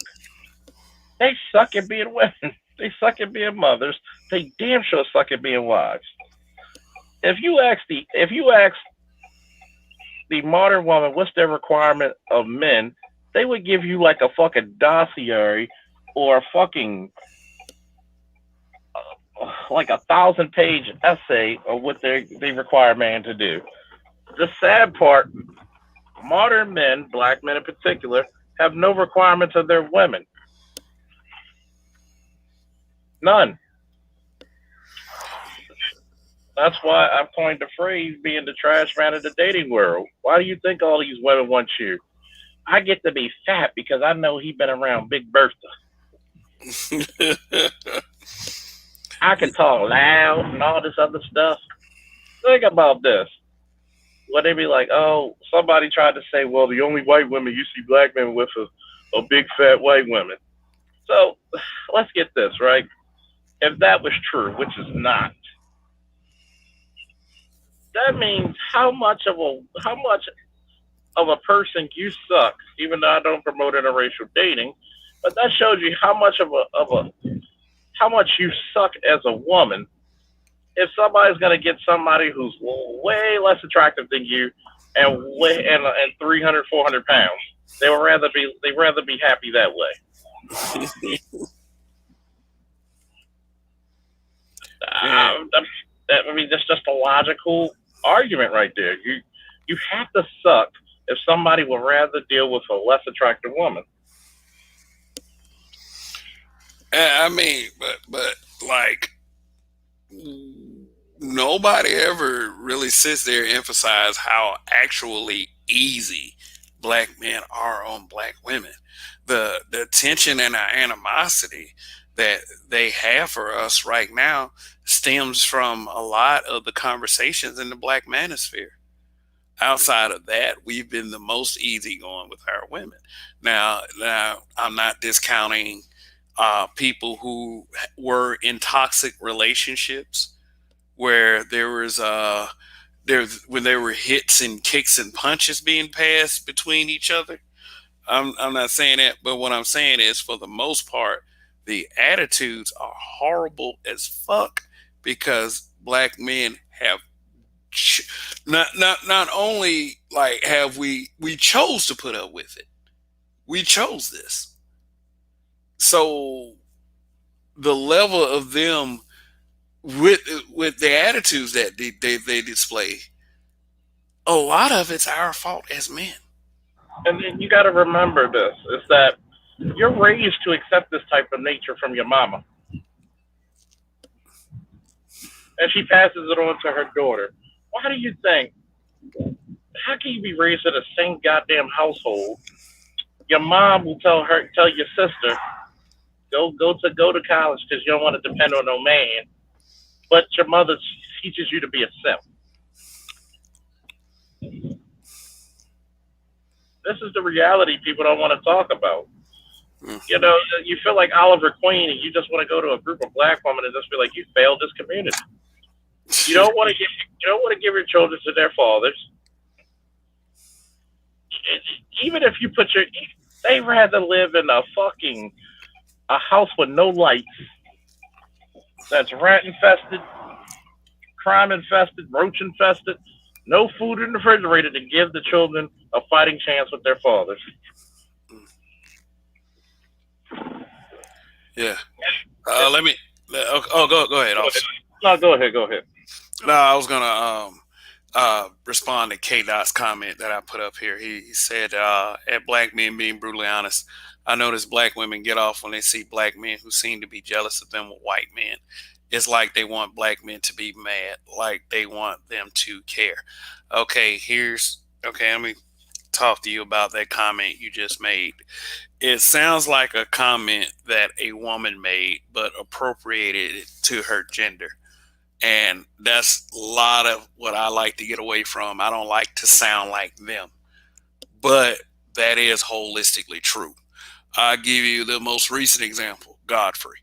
When Godfrey said that, the messages that they were pushing in the media with, showing so many ads and so many couplings of white men and black women. And black women took that as Godfrey was jealous of black women dating white men. When Godfrey has been consistently against IR dating and has even made videos scoffing at brothers for dating white women. And the very same women who would say that black men are jealous of them dating white men posted that video in various places on social media. So, yeah, but see, what I was getting back to is they will say that their complaint is that they think that black men want them to care, that they're dating white women, that black women are jealous of seeing black men with white women. But the thing is, that's true. That's true, but that comment sounds like something that I hear them repeatedly say about us. Just appropriate the gender. So let's be totally honest. We don't care if they date outside their race. We know majority of them can't. They're curmudgeonous. When you raised to be a curmudgeonous bitch, and this is, and remember, my parents told me to call things by its proper title. When it comes to women, our women enjoy being surly, curmudgeonous. They enjoy it. But when it comes back to them, they want to cry in the corner. No fair. You spoke up for yourself. Sure do. They're victim bullies. They'll bully people, then they'll play the victim. Now, let me read Nick O's comment. Respectfully, over 50% of black men refuse to marry or breed with black women because of how they are. The issue is the black women are so shameless, crazy, that she would rather live in a third world existence than a first world. A third world existence in the first world. Yeah, I'm starting to see a few more bonnets out there. Like, going to places and seeing bonnets, and they be so fucking out of place because a lot of these girls they wearing full outfits with their bonnet on. It's like they're doing this shit on purpose, doubling and tripling down on the ignorance. They live that way because they think that everything should bow to them. And unfortunately for them, have you ever noticed? I'll tell you what, I'm 39 years old, graduated in 2000 from high school. I noticed from 2000 to about 05, 07, I was noticing, even in the city of Baltimore, you saw some very beautiful, very nice shaped, very thin women. They could be thin with some nice curves. The amount of big chicks was very, very low. Then around 2010ish, the shit exploded. That and their waistlines. Now they want you to. Well, I think that they want to blame everything on racism instead of how the fuck you be in yoga and fat. That's like saying I'm going to run the Tour de France at 350 pounds. You see all these chicks on Kevin Samuel's show. I'm 5'7". I'm 5'2", 245 pounds. Look at Lizzo. She's 5'10", 308. To give you context, Hulk Hogan in his prime was 6'8", 308. Look at Raining Woman. Raining Woman. I got jealous of seeing a black man with a white woman once. I was walking around the mall alone, and they were walking close together and sharing a donut while I was fasting. I talked shish too. I said that must have been that must have been a delicious looking donut. I will say that. Oh, okay. Shout out to Chaos Rain. I see you in the chat. And Nikayla Collins. Okay. All right. Yeah, but apparently she's single. yeah, she's single. Yeah, all right.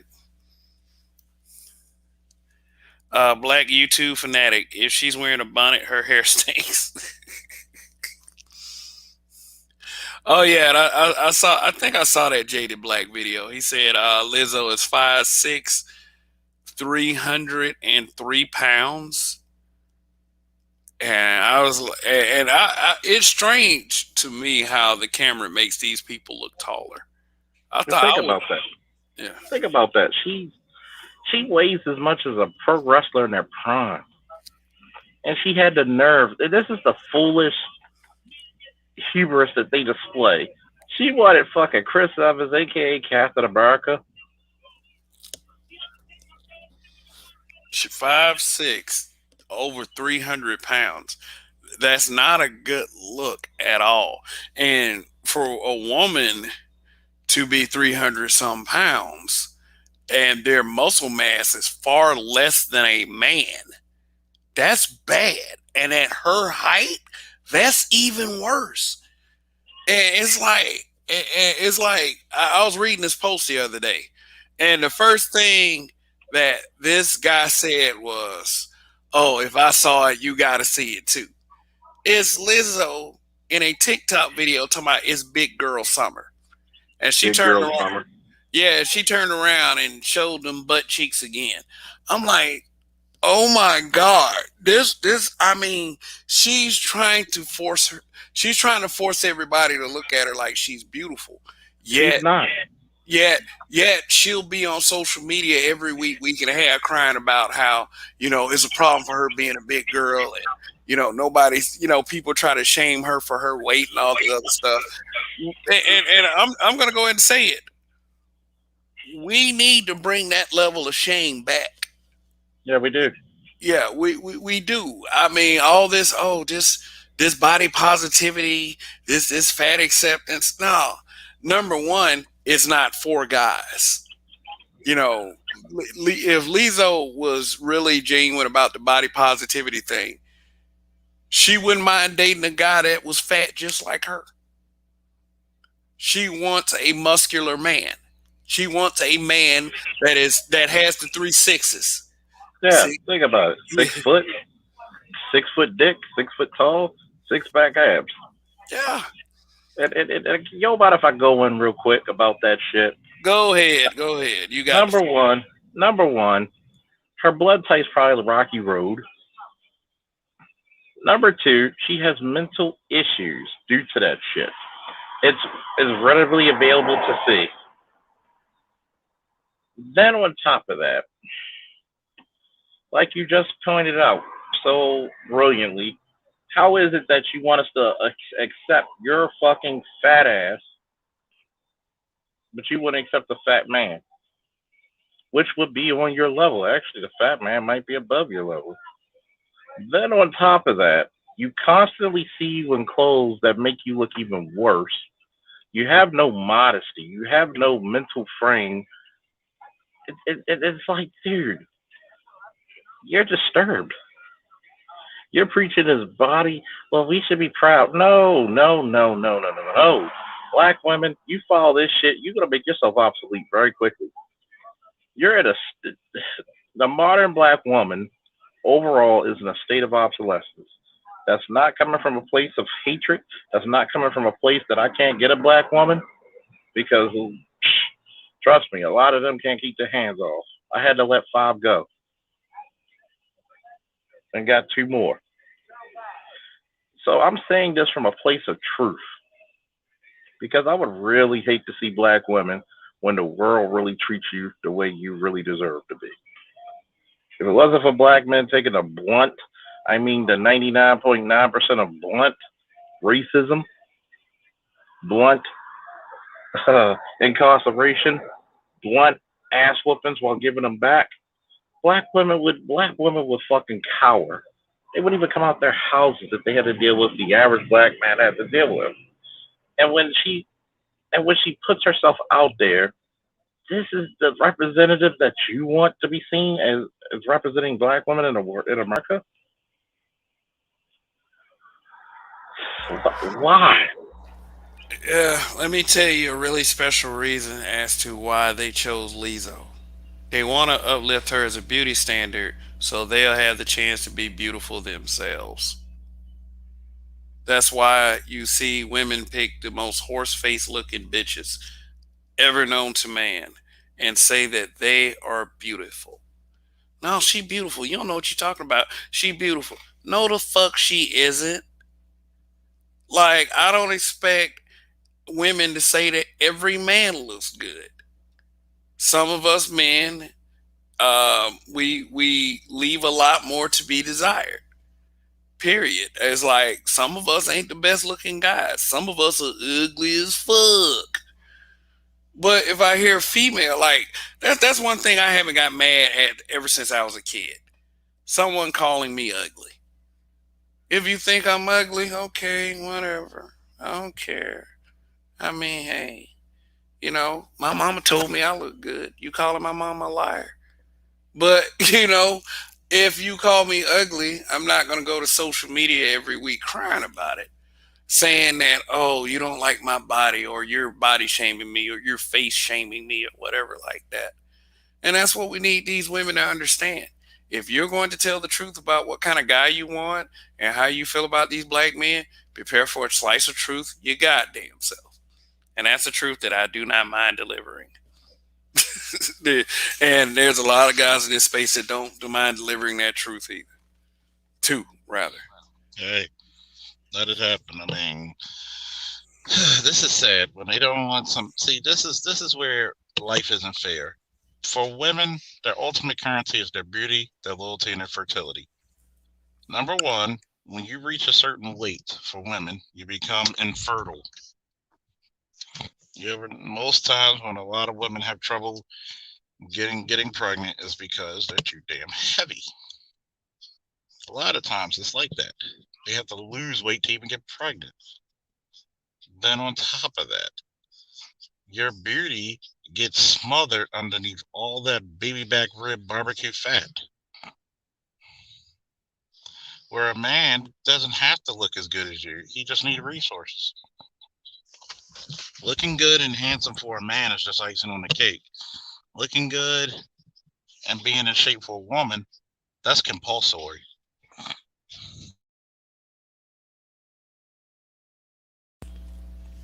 Mm.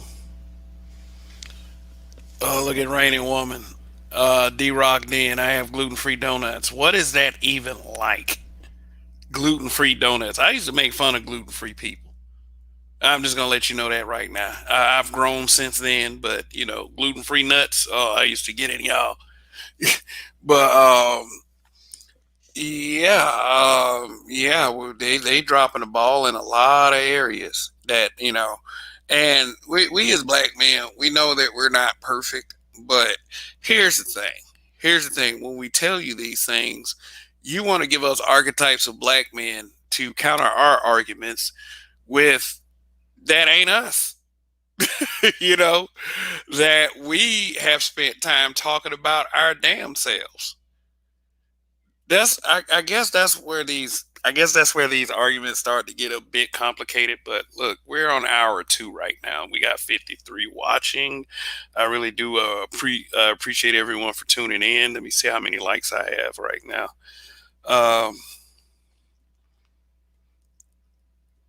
I have 59 likes. Yeah, that's a pretty good ratio right there. Indigenous TV. He said, but Tarana Burke got herself a black man, Kev, and Tarana Burke turns out is submissive, can cook, and loves her man for who he is. I would probably say she doesn't have a fucking choice in And the matter. I'll go in even deeper than that. Tawana Burke had to pay for that Negro. Just say it with me now. Say it with me now, Bruce. She had to pay. She's on the scale of 1 to 10. She's a 2. She doesn't have. See, there's a reason why you have women. See, guys will put up with a gorgeous woman shit a lot longer than a 2. Okay, her currency's so low, she's got to come out of pocket. That's your credit. Your beauty is your credit, ladies. Don't have a low credit score. Try to be the best looking, best in shape you can. Not everybody's going to be a 8, 9, and 10. Yes, there are going to be more 5s in the world than 9s, but at least be a competitive 5 or a competitive 6 or 4. Try to be in shape. Try to actually have a good attitude. Try to be supportive, submissive, cooperative, cook. Do things that will actually add more attributes and chances to you getting a mate. This whole I'm going to be a contentious motherfucker, it's not working for you. That's why you're lonely. If you think you're lonely now, wait until tonight and the next night, girl.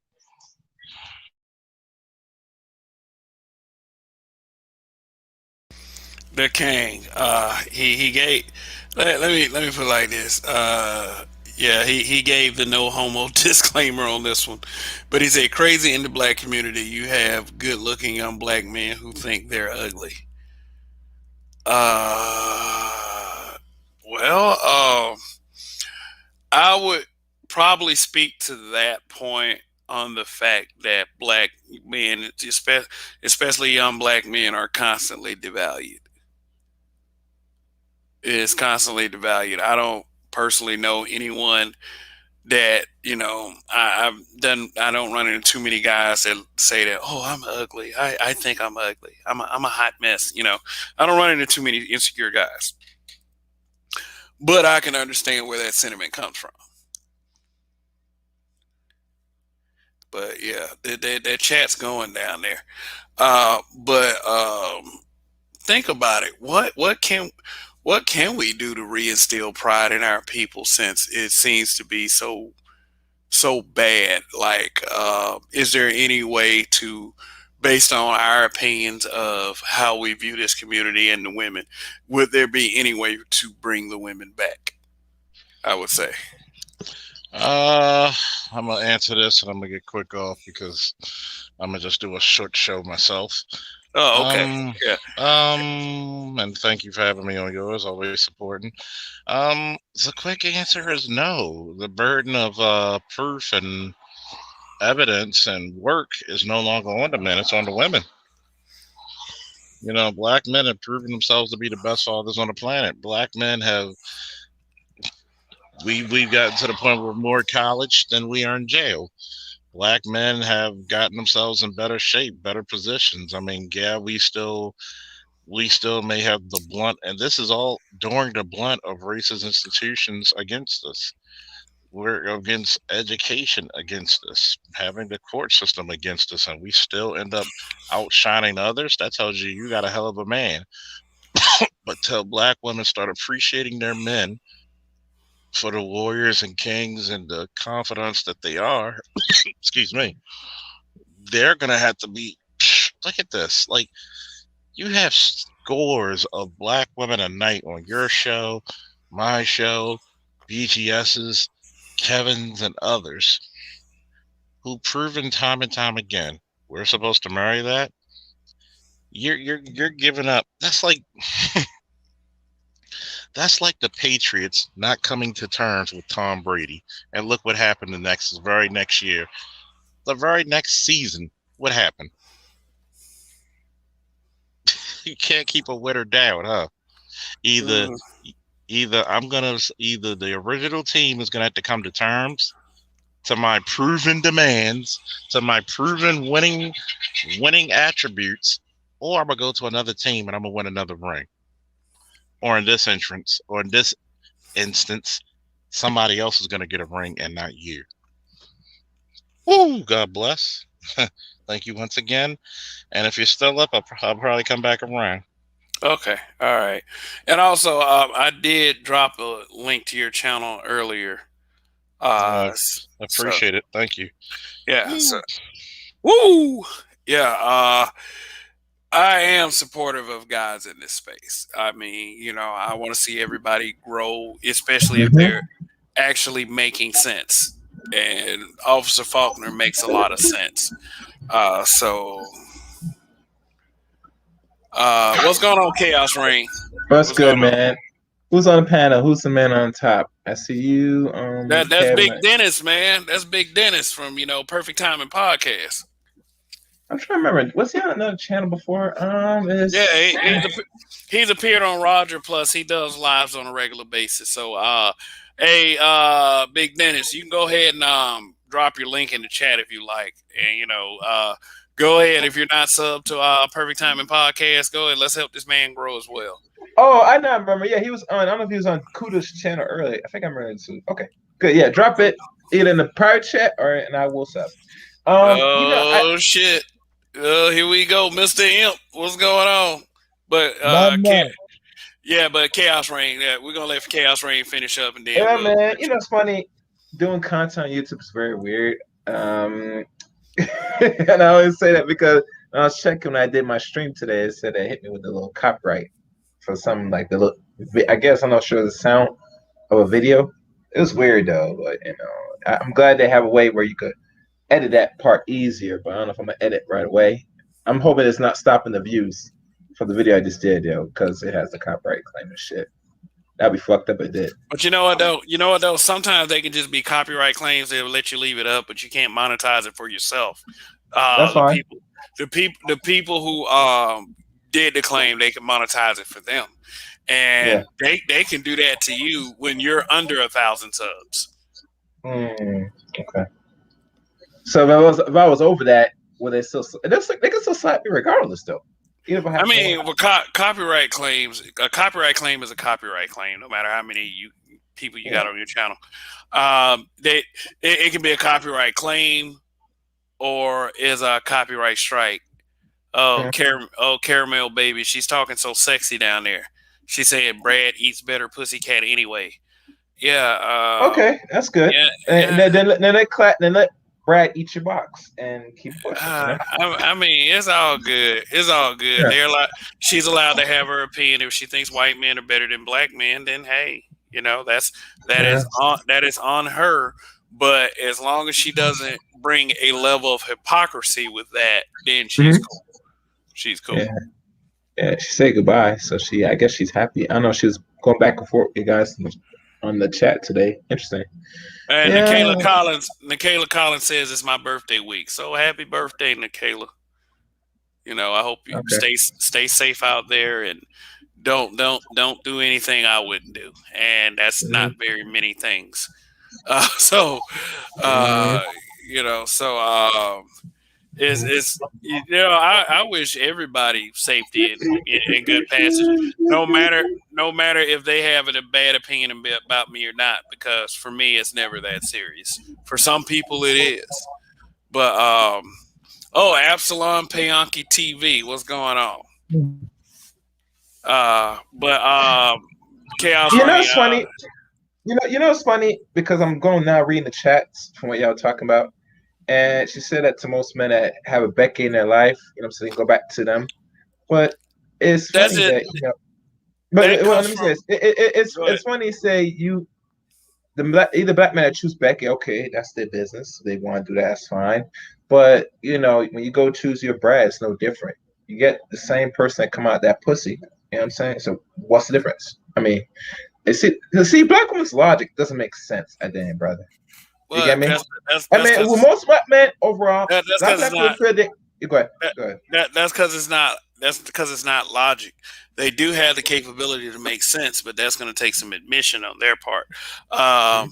That what she's saying is some troll shit because Yeah. black men are on platforms saying stuff that she does not agree with.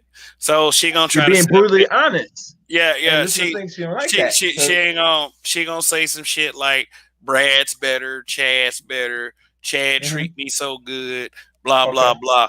One thing I notice about women on social media is that all like they'll call brothers thirsty all day for trying Mhm. to holler at them, trying to shoot their shot.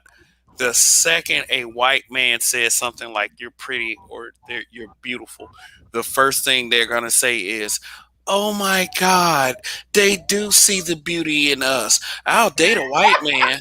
I'll date a white man. I'll date a white." Like they'll do that. Which I mean, is I like I don't care who dates who. I don't give a damn. I mean, yeah, winch it up for all I care. I mean, but damn, it's like you're gonna tell brothers they're thirsty, and one white man says you're beautiful, and all of a sudden you'll date white men. Uh, there, Makes That's a there, no mental sense, illness. my dude. It makes no fucking sense. You know what I'm saying? yeah, And here's the funny thing. That's all it takes.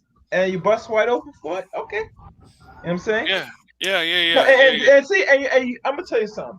This is the reason why a lot of the non-black men will not marry them because it's just easy access. If they want a sister to get fucked for tonight, it's easy for them. No worries, no struggles. You get me?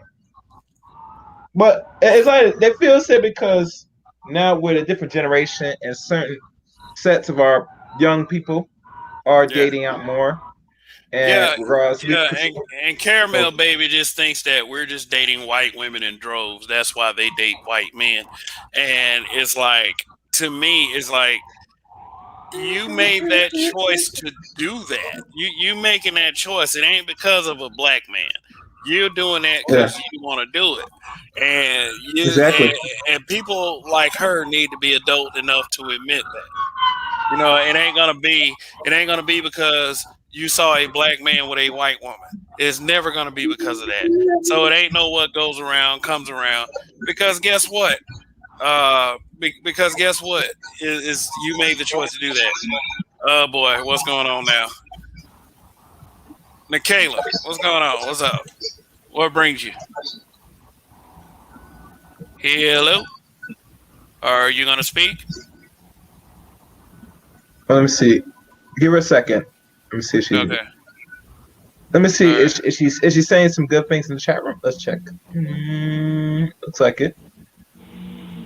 Yeah. Well, you can do this. You can do this. Tell her if she's not ready, you got to bring her down, and when she's ready, she got to come back up. I got this. I got this. Okay. She's alright. She's alright. You want me to Uh, add something to this conversation, Kev? I don't go mean to cut go you off. go go ahead, Mr. Imp. Yeah, you've been up here for a minute. Go ahead. Well, to add to that conversation, I've been recently reading this book. I'm in the third chapter of it. It's called Daughters of the Trade. Basically, Europeans and Africans were trading back and forth between both of the colonies, and they were having Khazar marriages or bride wealth marriages, and that's where that comes from. So, a lot of the mental illness you see with black women, that's where it stems from. So they can't have no complaints when black men actually date outside the race. because the Africans actually chose to allow European men to marry them, and some of the tribes actually allowed it. Ghana was one of them, and that's why they apologized for their role in the slave trade. They knew exactly what they were doing, and they know they screwed up.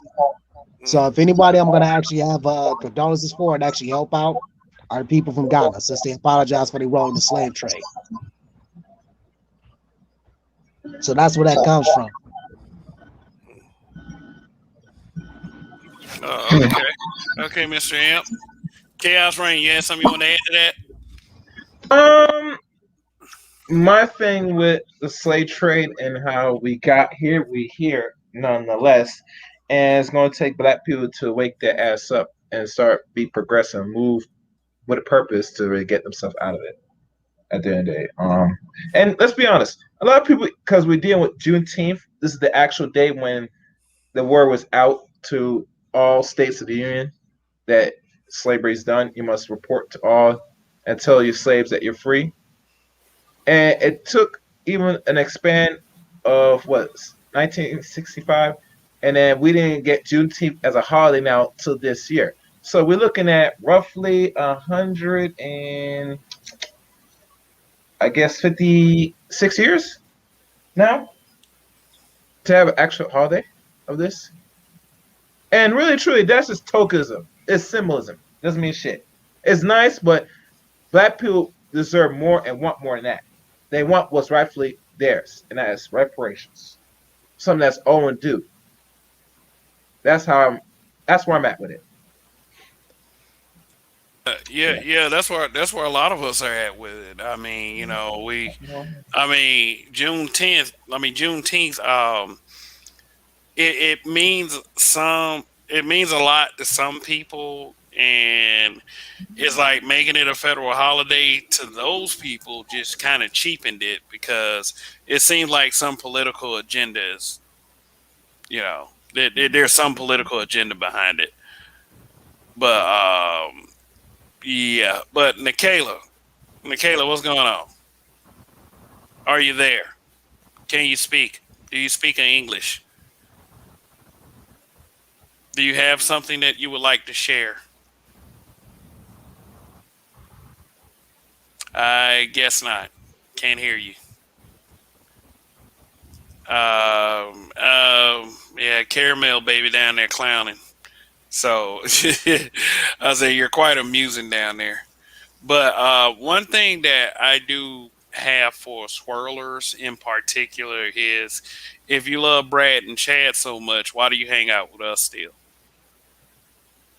Why not go to the white manosphere, um, to the white manosphere channels and panels, and why not go ahead and try to hook up with them? I mean, they if they're anything like mainstream media, they love a little chocolate. So, Oh yeah, so yeah, oh yeah, most definitely. They want to play all their sick, twisted fantasies, on a black woman. I mean, it's just ridiculous nowadays. Nikayla, yeah. if you're speaking, if you use a built-in microphone connected to your computer, we cannot hear you. I know you unmute yourself. If you're speaking, we cannot hear you. Just let you know. She's unmuting herself, but if she is trying to say something, She said something, but it's probably she has some device she probably installed that's not pulling up the audio. okay. Yep, there you go. I hear some There you go. function. There you go. Speak. Hello, Hey. Yes, we can hear you now. I am single and I am having fun. It's my birthday week. Okay. Okay. So bye. Thank you. All right. Oh, And that's you. it. Yeah. And when is your Yes, birthday? this week, tomorrow actually. Oh, You okay. mean on Monday? No, you mean Sunday, Father's Day? My, yeah. Oh, okay. Oh, today? Okay. Oh, wonderful, wonderful. Okay. Well, Bye guys. all right, take care. Take care. All right. Yes. All right. Bye. All right, but yeah, that was cute. She just wanted her voice to be heard. Okay, Uh, that's fine. Yeah, invading the male space. That's what a lot of women do. But then again, I'm not a woman, so yeah. I'm gonna keep that one to myself. What I was about to say next. Okay. Well, you got anything else you want to share besides what you don't want to share? Yeah, I do. All right, go ahead, brother. You got the floor.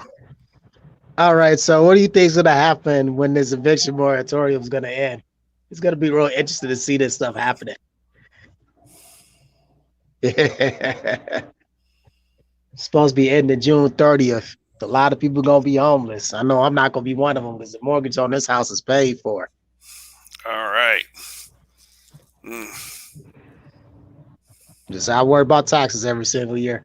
And I'm gonna get the doggone deed in my name. Okay. They hit. Yeah, but Donnie was supposed to come up here. What's going on with Donnie? Still waiting on them. Yeah, it is. Yeah, I told him to drop the link, but yeah, I will probably will be wrapping it up soon. But Big Dennis, you still over there? Dennis, perfect timing. He probably went and made himself a sandwich. But like I said, if you're watching this broadcast, I would like for you to be here tomorrow for any given Sunday for the Father's Day broadcast, and what we're basically gonna talk about is how Father's Day is used to bash black fathers, and myself being a black father is gonna be a very spirited discussion, especially on my part, because I'm basically tired of people trying to look for any way they can to demoralize the black community. And we often as a black community use black fatherhood for that purpose. So ought to be a pretty good one for tomorrow night. But anyway, guys, I'm gonna give Donnie a few more minutes. Okay. Well, let's see. Hybrid Impact 83. He said, "Did y'all see the video of the big black woman going behind the counter of an Asian store and getting beat up while the other Asian guy put a gun to her head? Crazy." I I think have not seen it. I don't know if I'm gonna watch I haven't it. seen it yet. I think I've seen it. You know, if bringing that up, you were trying to reinforce the point of why are they helping this group of people and not helping us? Here's what I'm going to tell you guys.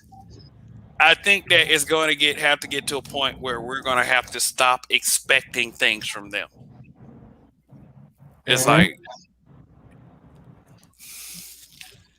all right, we got somebody called at night a part. Okay, you're gonna have to speak. You're cammed up. So, oh, it's Donnie. What's going on? What's up, Donnie? Hey, what's going on? I'm driving right now, running around doing errands and whatnot. But I did want to chime in, have a conversation with y'all. Go ahead, because I literally just tuned in right when I said drop a link. It sounded like you was in the show, so I didn't know what was going on. Oh, okay. All right. No, we're just talking about Juneteenth and the usual stuff that goes along with it, and yeah, just having a conversation. Okay. Did y'all barbecue today? Yeah, I barbecued because it was Saturday and I had family in town. Not necessarily because it was Juneteenth. Okay. Well, yeah, I normally do something on Juneteenth. But tomorrow's my wife's birthday and Father's Day and Juneteenth. So I figured we would wrap it in for a birthday Juneteenth Daddy Day. So we're doing a crawfish boil at the crib. We're gonna get it in.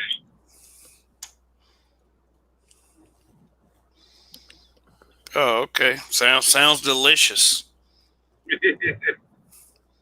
Yeah. Half the cook you was, we'd be in there. Well, I'm all right. I'm not anything to, I guess, I'm not too much to write home about. In fact, I'm still trying to improve my technique. I mean, I've given Donnie some cooking advice in the past, and he said it's worked. Yo, them steaks be hot fire. Let me tell you that now. Them steaks, you told me about you put me on about the steak, it was game over. Yeah, okay. Oh, glad to be of service. But what I was about to do was I was about to get us a little bit more, and then yeah, because we're almost at a 2.5 hour. Might make it to three. Might make it to three. But yeah, we're just talking about Juneteenth and how you know how it's not being received. It's not being received well. I'll put it like that. And do you understand the level of Something we should concern have that? gotten a while ago. It's something that we should have gotten a while ago. And to be 100% honest, them giving us Juneteenth now is supposed to happen. However, they're doing this as a move to pacify us in terms of reparations and them signing bills and laws into effect to stop this anti-black racism that is going on. These motherfuckers are smart, calculated, and real fucking sneaky. So we should have had Juneteenth a while ago, but white folks are playing a good game of chess. While we play checkers. Yeah, most niggas don't even know how to play chess. I do though, so I already knew exactly what they were planning. We not even playing checkers, nigga. We playing tic tac toe the way this shit is rolling. Yeah, the older generation. I knew they was gonna pull this same bullshit on the same month as Pride Month, try to pacify us with this symbolism bullshit, which is why I didn't buy anything Juneteenth. Only thing I did have was a black-owned business today, or should I say yesterday. They did do this during damn Pride Month, didn't they? Yeah, that's why I'm like, okay, you expect me to buy something on Pride Month? You make it same as Juneteenth? Nah. The underlying intersectional messaging that goes along with this. But anyway, y'all see the message across the bottom of the screen. If you want to throw something in that Cash App, you can throw something in the Cash App. If you want to put something toward the Super Chat, you can do that as well. But thank you guys for all of the likes that I'm getting. Okay, who's up here now? Oh, that's Donnie again.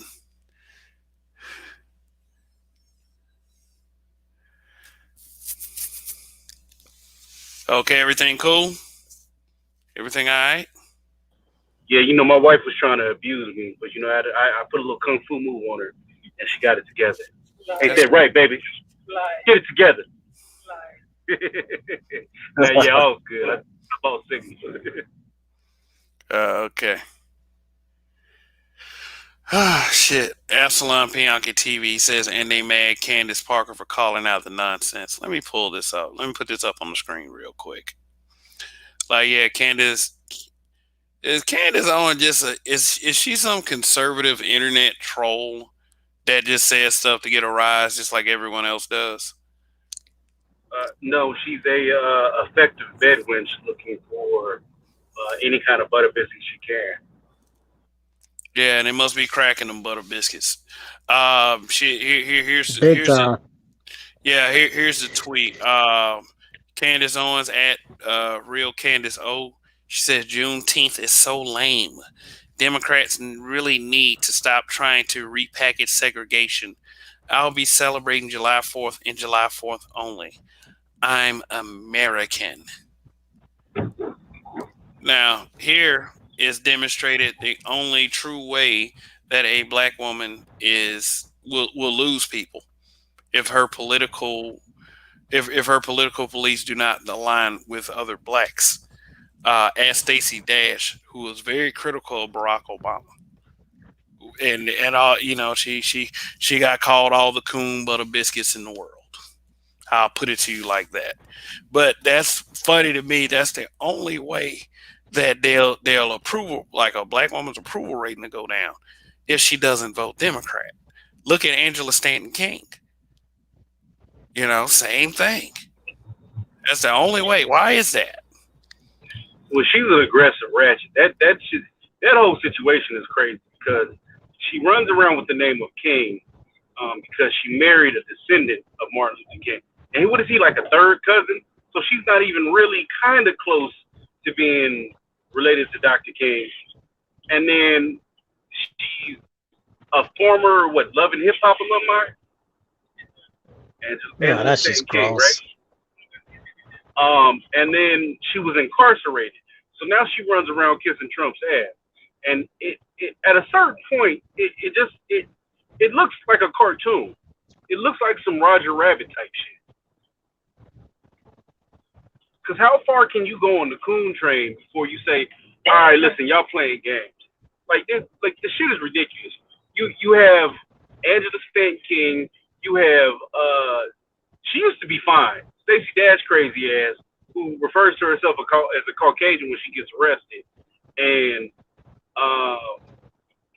Candace Owens, who was filing racial discrimination lawsuits and acting like a victim when it was okay for her to be black. The shit's sad, but it's to be expected of these women. Fast forward. Well, I'm still holding out hope, but if push comes to shove, and if I can stay out of trouble, I'm on probation right now. I'm trying to see if I can go into the French Foreign Legion in France. I gotta wait till I'm off for probation first. The French Foreign Legion. I mean, I can't join the army. You gonna be like Jean-Claude Van Damme in that movie? Legion. Hey, why the fuck not? It's better than the civilian life. I'll tell you that much. The only reason why I'm doing this is because my dad was in the army. Had he not been in the army or in the Navy, I probably wouldn't even be thinking about this.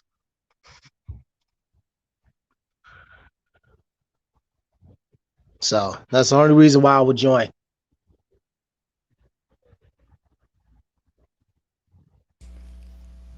They're gonna have your ass off in Morocco looking crazy. You all right? You ready for that? Hey, I ain't got no kids. Or none that I know about. That no woman that came forward and told me I had any. Well, I wish you the best, bro. Get you some kung fu training at it. I'll try. Holler at nameless protagonist and ask him about that sword. Oh yeah.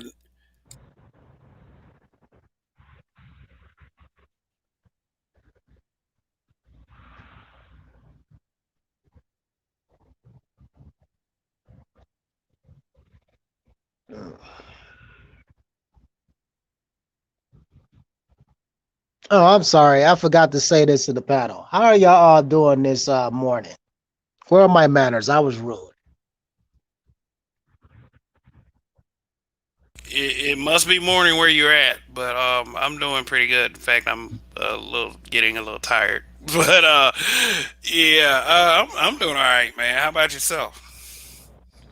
I'm just sitting out here on the porch, relaxing. Okay, and what part of the country? Michigan. Michigan, which you're in the same time zone I am in, so it's 123. Yeah. What, I didn't catch none of that. What did he say? No, he was asking how everybody was doing this morning. I caught that, but where did he say he was at? Michigan. Oh, okay. You said, okay, well, you threw me off. I thought you was in another country talking about this morning. I mean, I'm doing well this morning. Living my best life. Got up this morning, cleaned up a little bit. I was supposed to play some video games, but my wife was beating me. But, you know,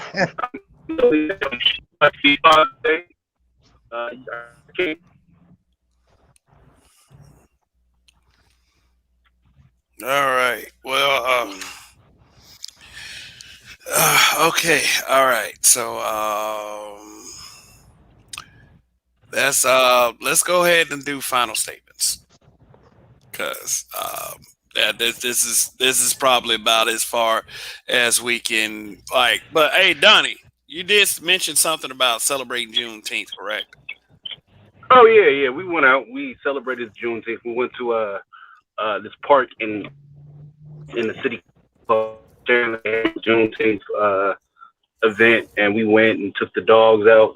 People shooting fireworks out.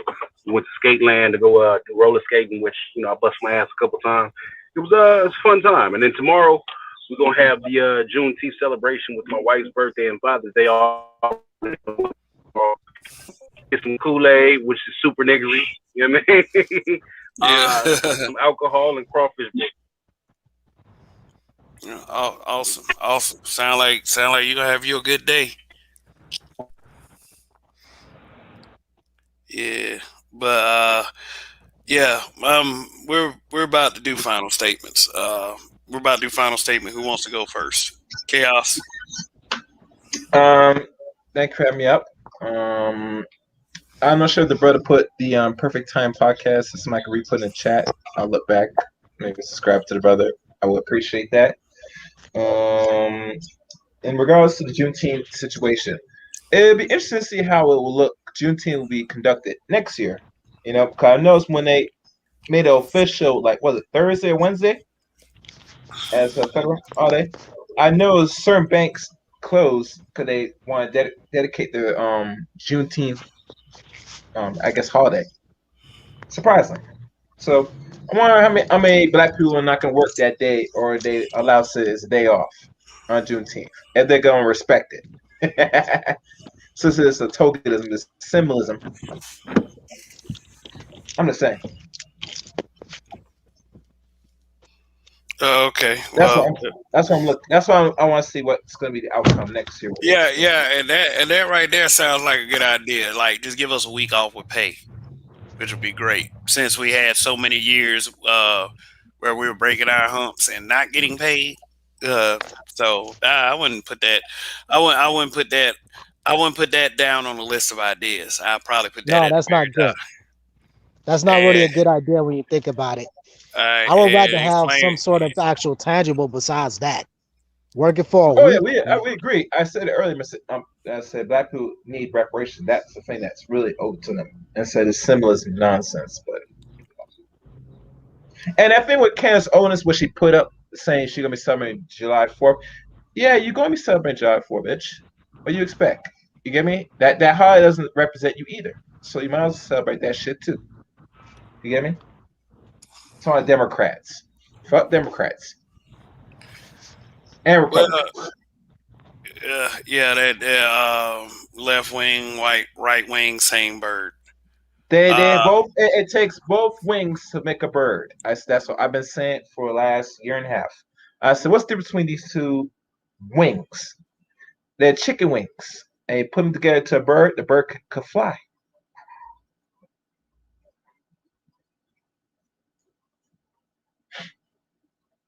Yeah.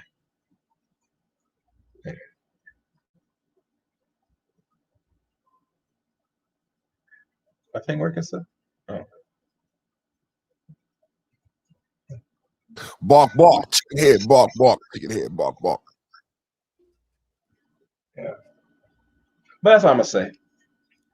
I would like to close my close. I'm gonna just say back. I'll reiterate what I said earlier, that I'm glad that Kev had this topic tonight and provided us an opportunity to have a conversation about this that I haven't heard, because I think a lot of the times that we're having the conversation here first.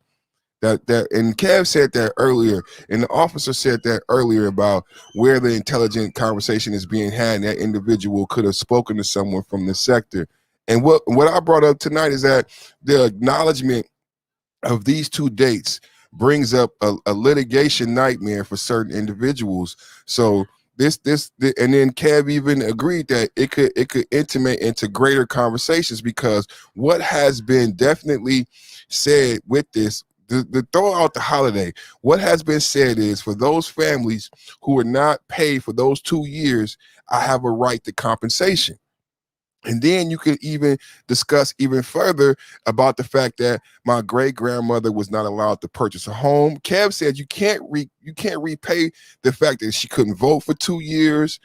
You weren't able to build wealth. This gets very deep for those small families. And what the president did is it pointed the finger at the families who own those. And I don't want to get into whether they could be white or black. It could get very complicated. But I would assume that there's going to be a couple major Caucasian families who are going to have to come to bear to brunt for these 2 years. In Texas, how do you have a president sign this and say that an individual was supposed to be released? You were supposed to do something by the government. You didn't do it. They were not compensated. Someone's going to have to pay for those 2 years. And then further on, how those downstream effects affected me and my lineage. How do you compensate me for that? So, I mean, this is that conversation has yet to be had. I'm glad we had it here first, and we had some fun tonight and talked about some funny stuff. But there is a serious conversation to be had here about what happens next. Like, okay, there's a holiday, but there's an acknowledgement now that people were not paid for 2 years. This is a different conversation than reparations. This is an actual conversation about compensation, about people who were undue for work that they performed. This is not a slavery conversation anymore. And then certain families are going to be held accountable, and certain people are going to have to be compensated. And to what level? And I'm glad we were able to have the conversation here. I don't know if people understand what we do here a lot of times, but we planting these seeds and we opening the doorways and people listen to us. And I know that conversation is going to come up. It's going to come up now. And there's going to be some young, smart, hip lawyers going to say, you know what? He's right. You know, maybe not class action because you know about what happened with the Supreme Court as far as class action, but there is an opportunity here for at least for us to have a conversation about how do you, I don't want a holiday. My great grandmother was one of those people. Holiday is great and fine, but she was not paid for 2 years. Someone has to pay that back. That's the way it works in America. Basically what he did is he signed a receipt. Everybody could get happy, but I'm gonna look at it as a receipt. If you got any family in Texas, that was I know Rogish is from Texas. Basically, he signed a receipt. So that's how I would look at it. That's my close. Thank you, kids. Long live the habitual line steppers, man. Every weekend. Shout out to the Roger Report live every day, every morning, and a big FUCK to the cat who flagged me. I'm gonna be back in 7 days. Peace. All right, that's a damn shame. Why would they want to flag this? I don't get it. Why you want to flag perfect timing? And I'll keep my final statement short and sweet. The thing that I feel like, you know, with us, with black people, you really can't make us happy, no matter what you do for us. But the one thing that I felt like they did wrong with Juneteenth was make it into a political issue, and that's what's taking all of the energy out of it. I mean, was it Sir Anthony that said it in the chat earlier? Is that government intervention needs to stay out of this holiday right here, because the holiday does mean something to a lot of people, but not what that people are trying to make it mean. However, though, I do feel like as a people that we need to stop accepting empty symbolism. We need to stop accepting simple symbolic victories because I mean, look at Barack Obama. Whatever you think of him as a president, did he really do what he needed to do based on what we were trying to put on him as a people? You know, so just trying to get, you know, my people to look out a little bit more. We do live in America and we have to follow the laws of the land. I do agree with that. But, you know, let's stay within the realm of common sense when we're referring to the issues that we cover over here. So, anyway, there's nothing wrong really with celebrating any of these holidays, you know, but at the same time, you get out what you put into it. And that's all I'll say about that. So, anyway, on behalf of the panelists and the ones that dropped out before I ended this broadcast, thank you. Thank you to the chat for all of your lovely comments. And just to let you know that you are the greatest chat on social media. This is Kev. This is Black Men Being Brutally Honest. Join me for my special Father's Day edition, which technically is later on this Sunday evening. So I'll see you guys there. Like, share, subscribe. Long live the habitual line steppers. Oh, okay. Let's get one more twerk for the Juneteenth. All right, before we go.